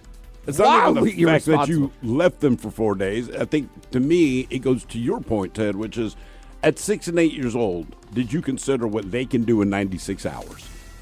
And obviously, you weighed it and determined, they're fine. They don't run with scissors or put crap in their mouth or eat Tide Pods or everything that 6 and 8 year olds do. I mean, 6-year-old's a little kid. Yeah. We go down under. This is an interesting request. The Sydney funnel web spider is considered one of the world's deadliest spiders, with the most toxic venom of any of the dozens of funnel web spiders in Australia. But instead of advising people to keep their distance, a zoo north of the city, they've asked for the public to do us a favor. Could you please capture the spiders and their babies? This is spider breeding season in Australia, and the Australian Reptile Park has issued its annual call for the public to collect the Sydney funnel webs that can be milked to produce antivenom. The zoo says capturing the spiders in their egg sacs is quite safe if you do it properly. If not, you're going to need the antivenom. The zoo has issued a guide to safely collect egg sacs and adult spiders. If people, quote, feel confident enough to collect them, you use a spoon and gently scoop the egg sac into the container. But be cautious of the adult spiders. If they see you do this, they'll get angry and come after you. Believe it or not, no deaths or anything bad has been recorded from the funnel web bite since the zoo began its antivenom program in 1981. Nicole Weber says the antivenom saved her life after she was bitten by a funnel web spider in her shoe 30 years ago. And she is now collecting spiders to kind of pay it back. It's ironic when you see my surname, Weber. I started reacting with anaphylactic shock very quickly at the sweats, double vision. 4 rounds of that magic potion is while I'm still here. Is why I'm still here. I get why she does it, but if I'm just a normal citizen, I'm not going to go to collect the venomous spider. Yeah, be careful. I can be careful around any animal. That guarantees nothing. That's right. Miles is going to find that out on safari. I hope not. Guess what today is? Today is World Toilet Day. Of course it is. The United Nations made it a holiday more than a decade ago to raise awareness about sanitation needs around the world. And it's really caught on. Their motto this year is Toilets, a place for peace. And a poll found it really is a spot where we go when we just need some peace and quiet, depending on your living situation. 38% of us sometimes go to the bathroom when we're out in public just to be alone for a second or take a break from the people that we are with. They did a little survey there on other reasons why people might be using the bathroom facility. So 13% of the people responded says they went into the public bathroom to do drugs. Yep. And 16% have said they went in there to have a little sex. Some good news. All right. A 17-year-old in California named Sophia Park just became the youngest person to pass the state bar exam. She got her law degree this year after enrolling in law school at the age of 13. Damn. She also earned some serious bragging rights because the record used to belong to her brother, Peter. He passed the bar a year ago at 17 years and 11 months. She passed it at 17 years and 8 months, but started law school at the age of 13. Both of her parents, drug addicts. Are you serious? No. I'm not. I was like, that's an amazing story. Right. A woman in New that's York. got to be something in the genes, right? I'm sure they work hard, but I get the feeling it's probably not a very fun household. That I would just say seems one unreal. of the more. They're both that smart at that young. One of the smarter and more talented children I know at my kid's school. You find out why when you meet the parents. You're like, you've never had fun, and you're doing great in school. You're a fantastic human being, but man, oh man, I think when she's 18, she's going to be throwing that ass around. A woman in New York named Sandy Flash had an emotional meeting with the little boy she saved by donating part of her liver. Her husband got a new liver in 2022. That inspired her to donate part of her own as a way of giving back. The 1-year-old boy, his name is Sonny, and he is doing great, and she actually got a chance to meet him. Unfortunately, he's 1, so he'll never remember it. A guy in Georgia named Dylan Betts was driving home from work last month when he saw a house on fire. So what did he do? He kicked in the front door and pulled the owner out. Nice. So a reporter showed up and asked him why he risked his life for a complete stranger. His answer was, why wouldn't you help a complete stranger? The reporter's like, he got an hour. Random question. Did he know somebody was in there, or did he just kick in the door? He kicked in the door to find out if anyone was. And when he saw someone in the shadows, he went in and grabbed the person and drug him out. That's impressive. That is. Plus, I bet it was fun to kick in a door. And I would be sued to replace the door. A grandmother You son of a bitch! in the UK got caught with cocaine. And when police asked her why, she said, hey, everyone has their vices. Yeah. So do I. She had cocaine basically all over her body. In her bra, in her panties, in her socks, in her pockets. So when the cops showed up, she basically reached down to her crotch, pulled out a bunch of cocaine, and threw it to the side. And they're like, you've got to be kidding me. And that was when she gave the nonchalant All answer. those spots? That's not personal use. She had a ton of cocaine on her. Yeah. Grandma. I think Grandma's slanging that stuff. Okay. Right? Yeah, with that much. Yeah. That much, and if it's all separated out, I mean, that's the thing. If you catch somebody with a large amount, it's like, even, I don't know, with 8 balls, a ton of cocaine, right? People use. Yeah. You go, all right, I Personal can use. figure that. But if you catch me and I've got 10 of them all over my body, it's like, that 10 dude's balls. selling them. Yeah, obviously, man. Here's some fun news. What car do you think is the most highly fatal of any car on the road as far as your chance of dying if you're in an accident? I'm going to go sports car, like a Corvette. Believe it or not, a study found Teslas have the highest fatal crash rate of any car. Tesla drivers are twice as likely to die in a crash than any other vehicle. Not twice as likely to crash, but if you're in a crash, Fatality. twice as likely to die. That is correct. Oh, what else do we have here? How come they don't brag about that? Yeah. Hey, you're likely to die. Yeah. U.S. News and World Report released its annual ranking of the best places to retire. Guess what's number one? Naples, Florida. Followed by Virginia Beach, Virginia. Really? The second best place, which is shocking. If you don't leave Virginia Beach 1 mile in any direction. And finally, 200 monkeys, again, broke free from an enclosure in Thailand. We've had so many animal stories this week. 200 monkeys broke free. And what did they attack? They full on, all 200 of them, attacked a police station. Oh, damn. In Thailand. There you go. All right, we do have your headlines coming up. To remind you that 60% of sales on Amazon come from independent sellers, here's John from Devil Dog Pet Company. We run our family business from Sterling Heights, Michigan, but we can reach customers all over the country thanks to Amazon.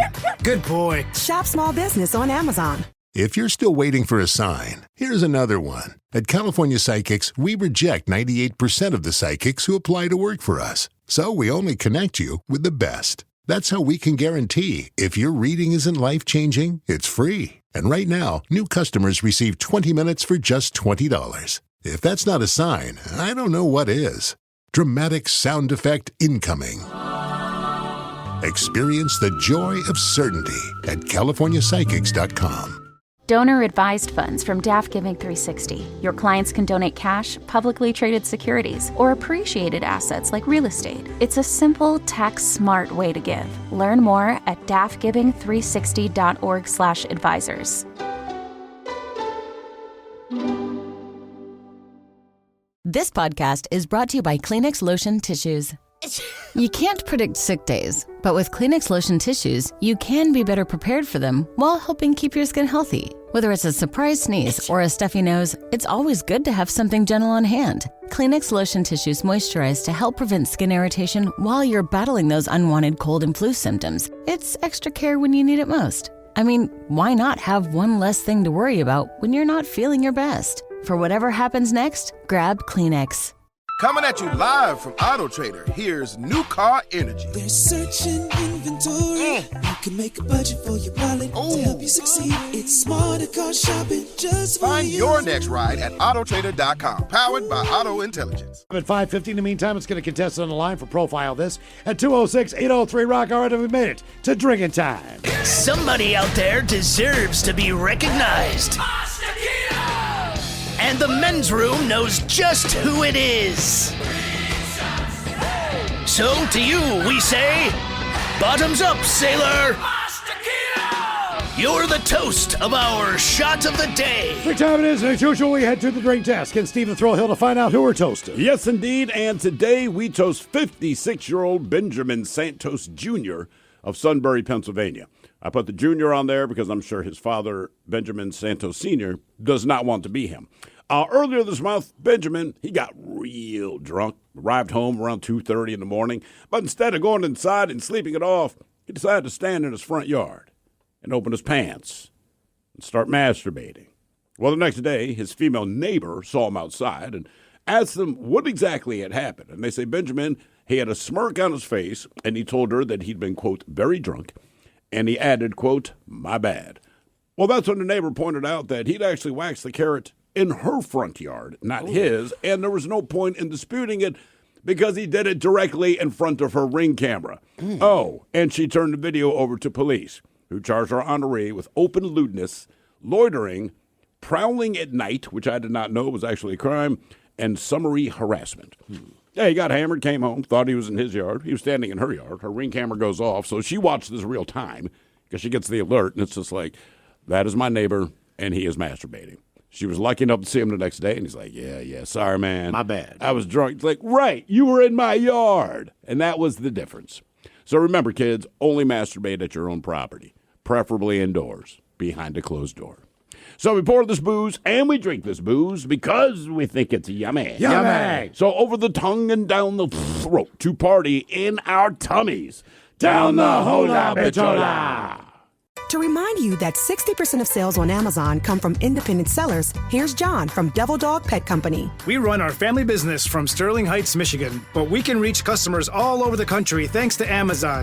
Good boy. Shop small business on Amazon. No matter why your clients give, their donations can do so much more with a donor-advised fund from DAF Giving 360. They can donate cash, publicly traded securities, or other non-cash items like real estate and even crypto, while recommending grants at any time. DAF Giving 360 can offer you over 25 years of expertise, bringing donors, financial advisors, and even charities together to make a greater impact. Learn more at dafgiving360.org/advisors. dafgiving360.org/advisors. This podcast is brought to you by Kleenex Lotion Tissues. You can't predict sick days, but with Kleenex Lotion Tissues, you can be better prepared for them while helping keep your skin healthy. Whether it's a surprise sneeze or a stuffy nose, it's always good to have something gentle on hand. Kleenex Lotion Tissues moisturize to help prevent skin irritation while you're battling those unwanted cold and flu symptoms. It's extra care when you need it most. I mean, why not have one less thing to worry about when you're not feeling your best? For whatever happens next, grab Kleenex. Coming at you live from Auto Trader, here's New Car Energy. They're searching inventory. You can make a budget for your wallet to help you succeed. It's smarter car shopping just for Find you. your next ride at autotrader.com, powered by Auto Intelligence. United Healthcare nurse Crystal checked in on a patient. We do a routine call after surgery, and I could tell in her voice that she was struggling. Crystal knew she needed help. And I knew that this is very serious. This is like septic. This is life-threatening. And she knew just what to do. And I called the hospital and said, she's coming in. Here are her labs. And got her the help she needed. I see my role at United Healthcare as a life-saving role. Hear more stories like Crystal's at uhc.com. Benefits, features, and/or devices vary by plan area. Limitation and exclusions apply. In communities across the country, hourly Amazon employees earn an average of over $23 an hour, with opportunities to grow their career and their paycheck. Learn more at aboutamazon.com. When you haven't found love, it can feel like everyone else has. It's in every movie, every song, and all the PDA. Looking for love sucks. Thankfully, California Psychics can give you the guidance you need to find the one. We can guarantee if your reading isn't life-changing, it's free. And new customers receive 20 minutes for just $20. Visit CaliforniaPsychics.com and experience the joy of certainty. California Psychics. At Homes.com, we do whatever it takes to get you the in-depth info on local schools you won't find anywhere else. Things like student-teacher ratio, test scores, and school programs. And sometimes that requires attending school recitals. So many recitals. That's my son. Isn't he terrific? Yeah, a real prodigy. Homes.com. Ding dong. We've done your homework. The Men's Room presents Profile This. And Stephen Throwhill, could you please tell everyone how Profile This is played? Oh, I sure can, Miles. It's a simple game where we share with you a real-life news story. Something that happened right here on planet Earth. Earth. And as you listen to the story, based on the stereotypes you believe to be true of people and the decisions that people make, we'll ask you what it is you think makes the story a story. Our gentleman, our caller, has dropped off the line, so Miles Montgomery, the Ted Smith. Okay. Head-to-head competition. Game on. What are the choices? Mono. Your choices today are interior decorating, where you guess the foreign object that ended up on the inside of someone. After that, we have Animalize This, where you guess the animal responsible for causing the problem. And once again, License to Spill, where you guess the substance that made the mess. Pick it, Miles. Animalize This.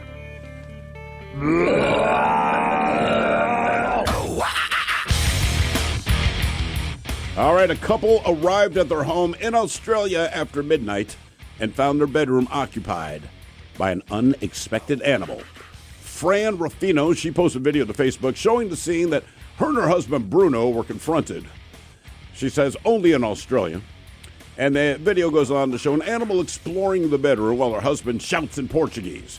You see, he's from Brazil and said he forgot how to speak English as a result of seeing the critter in the home. So he could speak English, sees this thing, freaks out, goes right back to Portuguese.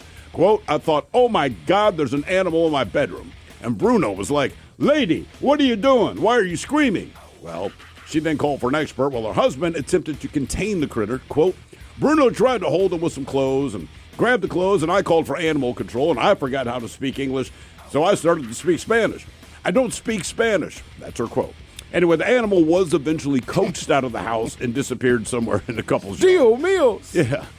Let's see. The question is, what was the animal that was in her bedroom? Was it a python? Was it a kangaroo? Was it a koala? Or was it a crocodile? So python, kangaroo, koala, or crocodile. Apparently, if you walk in, you just speak a foreign language. In their bedroom. Mm-hmm. Looks sniffing around, huh? Sniffing around, moving around, I don't know. They said exploring the bedroom. I'm going to go python, Ted. All right. I kind of agree with you in the fact that I think it is a reptile, but I think this is a crocodile, dude. You think he tried to wrangle a crocodile? Well, I've watched enough film. You throw stuff over its eyes and hop on its back and then try to pull its head up.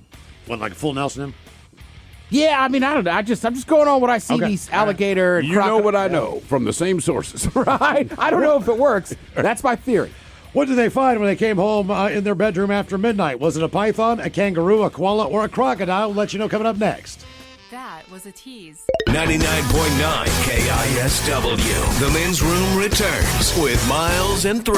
Categories Animalize This on Profile. This we got a couple down in Australia. They came home a little after midnight and found an animal somewhere in their bedroom. Yes. Question is, was it a python, a kangaroo, a koala, or a crocodile? And that is the very question that I posed to you, gentlemen. Let us start with Ted Smith. He went with the old crocodilia. Crocodile. It was not a crocodile, I'm afraid. Was it a crocodile? It could have been a crocodile, but they ate that and kept that under wraps. And Miles, you went with the python. It was not a python. No, these people, they came home and absolutely freaked out and spoke in a total of 3 different languages when they saw the dreaded koala bear in their bedroom. And they tried to pick that thing up. The koala, yeah. That chlamydia-covered cute little fuzzy bastard. That was why I did not pick koala, was based on that. Why? Because you're not supposed to touch them because of the chlamydia. You didn't get chlamydia just from touching the koala? Well, you're not having sex with it. How else do you think you're getting a chlamydia? Well, you're not. I mean, what if it bites you? Or scratches you? I don't know, man. What's the temperament of a koala? Nasty. Are they nasty? Yeah. Okay. They're notoriously, I think they call them drop bears, too. So they'll just drop out of the trees. But, like, you always see pictures of people at sanctuaries, like, petting them, but supposedly they are the opposite of how they look. Oh, really? Yep. Okay. Yeah. I've dated some women like that. Like, man, you looked really nice. Then what happened? Yeah. You're a koala. Yeah. Or you see somebody that in your mind's kind of having a tough go at life, and you're nice to them, and then they're just a D. Yeah. It's like, all right, well. All right, koala bear. Now for all TV news all the time, and it's time for TV Time with Ted. And now, because your pathetic life is confined to countless hours in front of a talking box, the Men's Room presents TV Time with Ted. Tell you what, boys. You know, you don't like weather to hurt anybody or bad stuff like that, but I get kind of fired up. Like I'm already checking power outages. I'll be checking local stuff now. I mean, you know, whenever there's a hurricane, I know the damage it does, but I'm locked on the Weather Channel. Mm-hmm. You already said there's a bunch of power outages going on right now. Yeah, there is in Seattle. And I'm watching some kind of circle around where we live, so I'm like, all right. I just want the bar to be open. Sure will be. I'm trying to think, of all the years I worked at a bar, I don't know that we ever had a power outage. We had at the terrible place I worked at, which I could name now because it's closed, Town Hall. One time sewage came up through the grates in the floor. God. And I remember we had regulars because I was sitting outside on the stool and I'm like, you can't go, like, we're not open. Come on, man. I come here every day and get a couple beers. And I'm like, there's raw sewage on the ground. It doesn't matter, man. It's my routine. Just like, really? Yeah. Raw sewage wasn't enough. Raw sewage was not enough. Would you have said there's an active shooter in the bar standing in raw sewage? Would that have helped? I don't know. I definitely worked the door there before where the cops showed up and were just like, how you doing? I was like, I'm good. What are you guys doing here? And they said, nah, no worries. We just got to take a look around. Then they walked the guy out and I was like, what was that about? And they're like, you need to be better at your job. That guy clearly had a gun on him. Oh, Jesus. Okay. My bad. Somebody else called it in. Which people, you're hearing my voice in the state of Washington, you're used to seeing it. Where I grew up, you can. That's an absolute no. You cannot have a firearm on No. you. That is a big Not in no-no. a bar. Not period. I know. Oh. Especially not a bar. All right, let's see. Do you guys enjoy the new kind of thing of your childhood heroes being villains? What do you mean? For instance, remember like Winnie the Pooh? All right. Right? There was all this stuff last year. So Disney technically let like... What, they don't own the licensing for it anymore or whatever.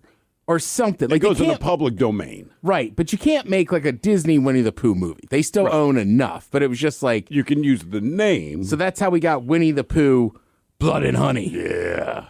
Has anyone seen that? No. Yeah, I don't know anyone who's seen that. I'm sure there's people that did. I guess they made a couple of them. Well, now there's a movie called Popeye, expected to be released in January. All right. It's described as a, quote, raunch and gory slasher where Popeye attacks a group of counselors who are trying to open a summer camp.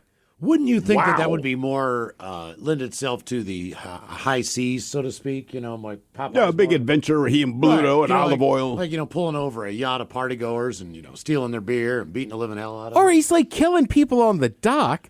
Right. I mean, like, you're going to make Popeye bad. And even here, they're like, I mean, that's just so unoriginal. Like, oh, he's on a, like, Jason, isn't that the whole premise of Friday the 13th? Friday the 13th, right. He's killing camp counselors and campers at a lake. Because his things went south for him at that campsite at that lake. Yeah, I don't think That's about what it is. sailors, Popeye, like, sailors come on lakes. Doesn't normally. I thought I'd make it more like, I don't know, Saw, where basically he has gotten a hold of Bluto, right?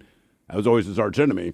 And has Bluto strapped to a chair for 2 hours and makes him like cut off his own legs and all that kind of stuff. I mean, if you're going to make Popeye like lose his mind, I think it should be targeted. Well, he's not addicted. And who's he's the not guy that never paid him money back, right? Wimpy, right? He always has to borrow money to buy a hamburger. And Wimpy always said, I'll pay you next Tuesday. So my opening scene would be Wimpy. It is Tuesday. Popeye is there to collect on years worth of these broken promises. And Popeye just like puts a bullet in his head. There's a lot of ideas. Like, what if he's smoking crack or meth in that pipe? You know what I mean? Like, he's off spinach, he's on the hard stuff. What if he's filthy in bed with olive oil? Yeah, that I'd see. Well, that just sounds like a personal movie. Yes, yeah. Also, yeah, why are they always so fired up about olive oil? I don't know. I mean, even Like as a Betty kid, Boop, get it. Okay. Jessica Rabbit, get it. Yeah. Yeah. Yeah, I don't know. I'm with you. As a kid, Popeye, I don't know. And Like, it didn't help when they made the live action movies. They had Robin Williams play Popeye. Shelley Fine. Duvall played olive oil. Shelley Duvall is not someone that I would hire to play the sex object of others. I'll just leave it at that. Like, you are not who I would cast. wasn't she originally the original person on Cheers, though? No, that's Shelley Long. Oh, all right. Well, then I'm dead wrong on that one. Let's see. I don't think we talked about this yesterday. Wow. Hey, look, if you watch Monday Night Football, there's nothing good going on in Dallas. No, there's not. By the way, just real quick, a couple people texted in and says, Blood and Honey was a horrible movie. My wife made me turn it off after 30 minutes. After she left, I turned it back on and turned it off myself 30 minutes later. That's one review. Another review comes in. That Winnie the Pooh Blood and Honey movie is seriously an hour and a half of your life you will never get back. It was so bad I almost couldn't stop watching it. Yeah, that's about what I expected. Right, and whoever's making these movies, like us talking about it, they're probably like, all right, job accomplished. Why don't we reach out to them about If outer I'm going to go to space? that well, seriously, it's going to be like Cocaine Bear.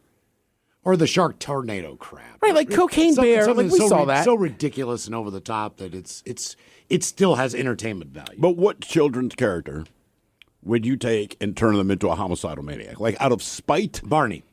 That was my first thought. And then my kids would hate me for this, and I apologize. Paw Patrol. They get rabies, and they go on a rampage. I hated that show. So now I want these they're full-grown dogs now. They're not puppies anymore, man. They got rabies, and they go Cujo on that town.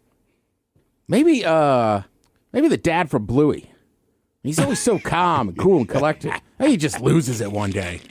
The dad from Bluey. Right, I forget his name, but like, I don't know. That would really throw people off. I think the other thing, too, is they're waiting for some of these things. So I guess Winnie the Pooh was the first one. Popeye. I don't know how many more of these you're going to do. And frankly, like I said, I got to look it up again. It's like they're legally allowed to do this, but they can't make like a movie that's already been made. Yeah, exactly. And they can't sell like a ton of stuff from it. So it's like basically Disney was like, all right, go make your terrible little horror movie. I also don't know that there's a huge audience of people clamoring. It's more fun to talk about the idea, but people are clamoring to see their childhood cartoons be homicidal maniacs. I think Popeye was he was somebody else. I don't think he was Disney. No, he was whatever he was. Wouldn't we see him somewhere somehow if in Disney owned the him, Disney you'd still domain? You would at least see him in the park, right? Like correct. Like once they got Winnie the Pooh and stuff. I've heard if you go to MGM Studios, like Winnie the Pooh will be there in Piglet. Is that what you heard? In Eeyore. Right. You see all the characters. You see everything Disney owns. Like remember when Who Wants to Become a Millionaire was a big deal? Yeah. Like at Disney World, they had a full set there, and you could go sit there and watch them film. Not film, but they would do like a 15-minute episode with people that filled into the audience. All right. Oh, okay. Cool. Or like they had the set there from Home Improvement. Right, so you could look down because that was a Disney property. You could look down and see like how close the fence was where the neighbor was and everything. Oh, right. So yeah, you're right, Miles. If Popeye was part of that universe, he would have shown up by now. There's no doubt about it. By the way, people suggested Caillou as in Caillou the Killer and the Smurfs horror movie. Yeah, the Smurfs could work. I don't know who Caillou is. I thought it used to be a French cartoon. It is for kids. I could not even wrap my head around what it was supposed to be, but. Yeah, Caillou the Killer. I'd watch that. So let's see. We were talking about nothing goes well down in Texas. God, Dallas is so bad. They are terrible. I take so much joy in it. I don't. Yeah. I wouldn't take as much joy. There's two things in particular. One, every year this is their year. And it's like, why do you think that? Other than the fact that it's a new year. And two, Jerry Jones. Get out of the way, man. He's done great things for football, but he has not done a lot of great things for the Dallas Cowboys. And he keeps calling the major shots. And it's like, man, there are 32 owners in the NFL, and 31 of them are smart enough to delegate that stuff to your general manager, head coaches. Let them make the decisions. I mean, it's also like they're just not that good. No. Right? Every year it's like, oh, it's their year this year. And it's like, it's not. They didn't go out and get anybody. But and you're right. Jerry Jones, I mean, Thrill and I have been beating this drum for years. Like, Jerry Jones would just own the team and let football people run it. They'd probably be pretty damn good. Correct. If he just ran his facility. I mean, they made how much money did they make on Tyson on Friday and, night? Yeah. I mean, that's pretty good. So that's one of the good jokes going around is that Texas A&M and Jake Paul have more wins than the Cowboys do in that stadium in 2024. Okay. Because they each have one. Right. Think about that. This is your home stadium. Let's see. The NFL's war on other sports continues on Christmas. Look, I'm just one of those people. For years, Christmas Day was like basically when you started watching the NBA. Yeah. You know what I mean? There was always like big games, Well, right? they made a big push for it. TNT absolutely said, hey, man, no one's doing anything Christmas. Let's take our product. Yeah, and you would get like a random bowl game, like the Maui or the Hawaii Bowl or something. But now, obviously, the NFL has jumped in. Now the NFL, they're just like, screw you, NBA. Netflix has a show, or it has a game this year. It's the Ravens and the Texans. Did you guys go watch that? Ravens, Texans. It might come out. Yeah. I don't know. See what I'm doing. So they always have big stars. Beyonce, who, remember, is from Houston. Mm-hmm. She will be the halftime performer to sing some of her Cowboy Carter album. Oh, we saw her in halftime. So. Yeah, that's a good point. I've seen her perform before. Me too. I just think that's crazy, dude. And that's unbelievable. It's only because it's Christmas. Yeah, and they have 2 games. I think there's, 2 or 3 games on Christmas? I think 2. Is it 2? I thought it was 3. Oh, no, Thanksgiving is 3. And, yeah, I think Christmas What day? might be Well, I 2. don't know what day Christmas falls on. But I don't know, is it Wednesday this year or something? Well, if it is, it's really going to mess everybody up unless they get a bye week beforehand. Christmas is on a Wednesday because the Seahawks play on the 26th, which is the Thursday night game. Ah, okay. Yeah, typically if they make you play on a Wednesday, or like if you get the Thursday night game, you get 10 days off. You're not playing Sunday. They kind of do the same thing on their Christmas game where either you get a bye or you're not playing until the next Sunday. Yeah, and that's the other thing too, right? Like I always remind people, like, look, if you're a college football person like myself, like this is the last weekend of full slate of games, right? Because then you get into next week with Thanksgiving and the holiday. There's games on, but they're not all on Saturday, right? Like Mississippi State Egg Bowl is going to be Thursday night. You're going to have rivalry games. Oh, well, kind of new rivalry games on Friday and Saturday. Budding rivalry games. And then after that, right, the next week you have college championships, and then it's just Army-Navy, but that's where the NFL really flexes its muscle because then they'll be like, hey, we're playing Saturday. And it was like, all right, cool. But now they're just like, we'll take that too, Christmas, which, again, I don't know. And like, plus, ESPN's got a bowl game on every night. It's starting in December, and almost. With the playoff this year, there'll be actual bowl games on that really matter. Yes. Starting the week of December 20th. But I don't know. I love watching football, so I'm not going to complain too much having NFL on Christmas Day. It is still odd to me. Like Thanksgiving, it's like ingrained, right? You eat food, you cook food, you maybe toss around the pigskin with your cousins or whatever, and you watch football. You got 3 games. Right. Christmas Day was always like, it's Christmas Day. You're opening gifts. I mean, you're still eating food and stuff, but like the NBA was on kind of in the background. That's what I was going to say. Like, people like me would go down to the basement and still be like, well, let's watch some NBA or this random college game. But it's kind of a free holiday. But now, right? Like, Seahawks aren't playing, but like your Ravens are playing. Like, I don't mind, man. I'm all in. We have to schedule around that. Even when the kids were their age and they opened up whatever they did, I mean, it was all done by 10. So what's, I mean, for the most part. Let's see. Madonna. She's been working on a few years for this biopic she has coming out. Great. I guess she's asking her fans if it should be a movie or a mini series. Make it a movie. It's only 2 hours, not 5 episodes. She says, after struggling for days in L.A., listening to my producers and agents tell me I couldn't make my film. So I realized everything in my life's going to be to be challenged. No easy rides for me. I guess I should be grateful. Forces me to think outside the box. Basically, she just said, hey, should it be a series or a movie? I think our fans, if I'm a fan of someone, I'd be like, please make it a series. Right? Stretch it out a little bit more. Gives me something to look forward to if I'm not big of a fan. As a definitive non-fan of Madonna, like, please just make it a movie if you have to do it at all. I'm with you. That's just me. And again, obviously, she has millions of people that enjoy her. Great. But, like, please, don't make us all suffer for this. Well, I think, too, if you make it a series, you could put it on a network or this or that. I think one of the streamers would definitely pick it up. Right. Like, Taylor Swift did that movie, right, about her tour. Mm-hmm. Taylor Swift is a different person. Then you got to remember, Jennifer Lopez came out and was like, I'm going to put out a movie and do this giant tour. Right, they basically had to cancel it all because it's like, you're a big pop star, but you're not her. Madonna, to me, is bigger than J-Lo, but she's not Taylor Swift. No. So I can imagine the people that run her team being like, let's make it a series and put it on somewhere. And listen, Netflix, for years, I mean, they really could look at anybody and go, all right, some people had issues streaming, but like, we had 60 million people to watch Mike Tyson and Jake Paul. Like, you don't think we could put You're Too Good to be on our network, our streaming service? Like, that's ridiculous. I've also heard some bad rumors that there's some football games that can't get flexed. Have you seen ESPN is doing a thing? No. Where Monday Night Football in a couple weeks is going to be like a Simpsons Monday Night Football. What? So, what? Oh, yeah. They were talking about, I think it's another Cowboys game about flexing it, but they can't because they've already Because of The Simpsons. Yeah. Yeah. Which I just don't know. Like, the Nickelodeon stuff is kind of cool. Because it's on Nickelodeon. And they also do the regular broadcast. That's what I mean. Like, you have a choice. Listen, I know a lot of kids that are into sports, and it's not because a cartoon told them to watch it. Yeah. All right, speaking of Netflix, a guy from Seattle, very funny comedian, Adam Ray, he's been going around doing this Dr. Phil impression, selling out places and this and that. So this is this new comedy special. Adam Ray is Dr. Phil Unleashed. That came out today. Hey! Once again, want to officially apologize to Mr. Ray. I was a little fire. Look, I was a little drunk, a little stoned when I ran into him down there in Houston after the Husky game. I love that guy, though. Thank you, Tim. We appreciate it. You're listening to The Men's Room. To remind you that 60% of sales on Amazon come from independent sellers, here's John from Devil Dog Pet Company. We run our family business from Sterling Heights, Michigan, but we can reach customers all over the country thanks to Amazon.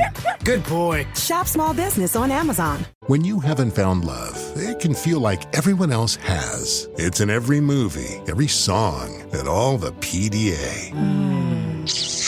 Looking for love sucks. Thankfully, California Psychics can give you the guidance you need to find the one. We can guarantee if your reading isn't life-changing, it's free. And new customers receive 20 minutes for just $20. Visit CaliforniaPsychics.com and experience the joy of certainty. California Psychics. Homes.com has collaboration tools to help home shoppers search, share, and discuss home shopping with family, friends, and their agent directly through the site. Though it was fun to get that email from your husband about that 3-bedroom in the hills, to which you replied via text that you would never live in the hills and you'd like to find a 3-bedroom closer to the beach. To which he replied, "Why are you so uncompromising?" A fun way to spend an afternoon, but we think it's just a tad bit easier our way. Homes.com. Ding dong. We've done your homework. Men's Room returns with Miles and Thrill. Now, let's see what's happening in the real world. All right, here we go. Boeing files a notice it will lay off 2,200 workers here in Washington State. Meanwhile, a woman at the Miami airport has to buy a second ticket after giving birth at the gate. Swedish minister insists that no trace of bananas can be found in any room. One Pennsylvania man sees a neighbor sweeping with his skin broom. And in Houston, 3 adults close a kid in a laundromat dryer until he cries. It's time for your headlines. Now, it's time to hit the headlines. Here's Mike Hawk. All lies, not Mike Hawk. Thrill again. Miles, you just said it. Boeing said in a notice filed with Washington's Employment Security Department just yesterday that it has so far laid off 2,199 workers in the state.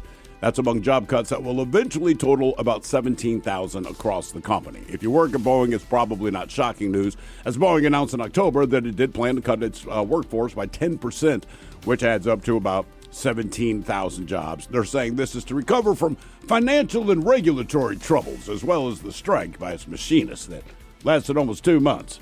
Not the best year for Boeing, or so it seems. It's bad luck. All right, the U.S. government has launched 2 new investigations into Ford's recall practices shortly after finishing finding the automaker for recall delays. Now, the first probe involves approximately 457,000 Ford Broncos and Maverick pickups. Automaker initially recalled some back in 2021 through 2024 due to sudden power loss, and issues have been attributed to degraded 12-volt batteries, etc., etc. Anyway, the National Highway Traffic Safety Administration, they received 5 complaints about continued power issues despite purported fixes. The second investigation concerns 113,000 Ford Expeditions from 2019 to 2020. Ford's recall earlier in the year covered about 78,000 of these SUVs due to seatbelts unpredictably tightening without apparent crashes. So you're just driving along and that thing tightens up. And anyway, they're now being investigated for that. We'll see what comes of that. Here's a heartwarming story. A 6-year-old who'd been locked in a laundromat dryer was found crying and shaking by Texas cops after he was placed there by 3 adults as punishment. What did he do to have these 3 adults lock his ass in a dryer at a laundromat? He lost a bag of chips. A bag of chips.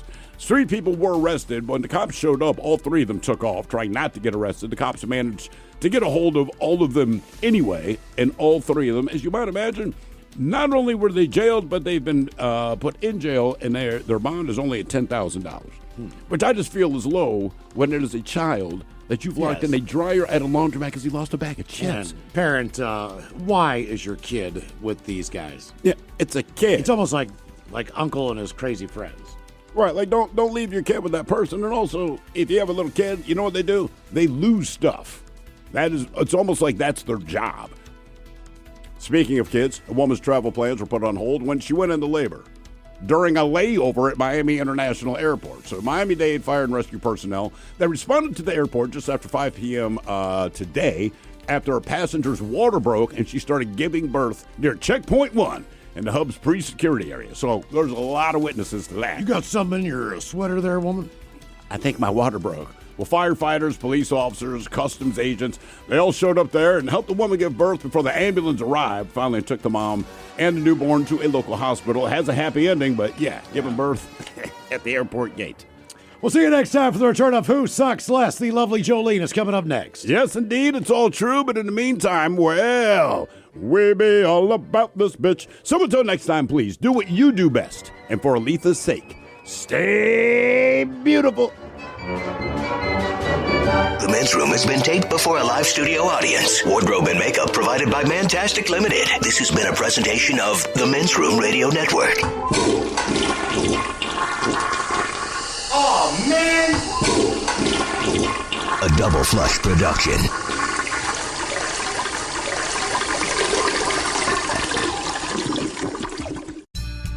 In communities across the country, hourly Amazon employees earn an average of over $23 an hour, with opportunities to grow their career and their paycheck. Learn more at aboutamazon.com. Huddle up. We got one play. Everything we work for comes down to this. Quick question. Speaking of workouts, how would you rate your athletic program? Bro, we're in the middle of the state championship. Oh, so like a B+ then? Dude, get out of our huddle. Well, at Homes.com, we leave it all on the field to get you detailed information on local schools. Off the field. Off the field. Copy. All right, go sports. How did he even get in here? Homes.com. We've done your homework. ¿Buscas las ofertas de Early Black Friday en Lowe's? Estás justo a tiempo. Ahorra hasta 50% en electrodomésticos selectos y hasta 25% extra en combos de electrodomésticos selectos. ¿Estás pensando ya en poner luces navideñas? Aprovecha ahorros de hasta 50% en escaleras selectas. Precios de Black Friday sin las filas de Black Friday.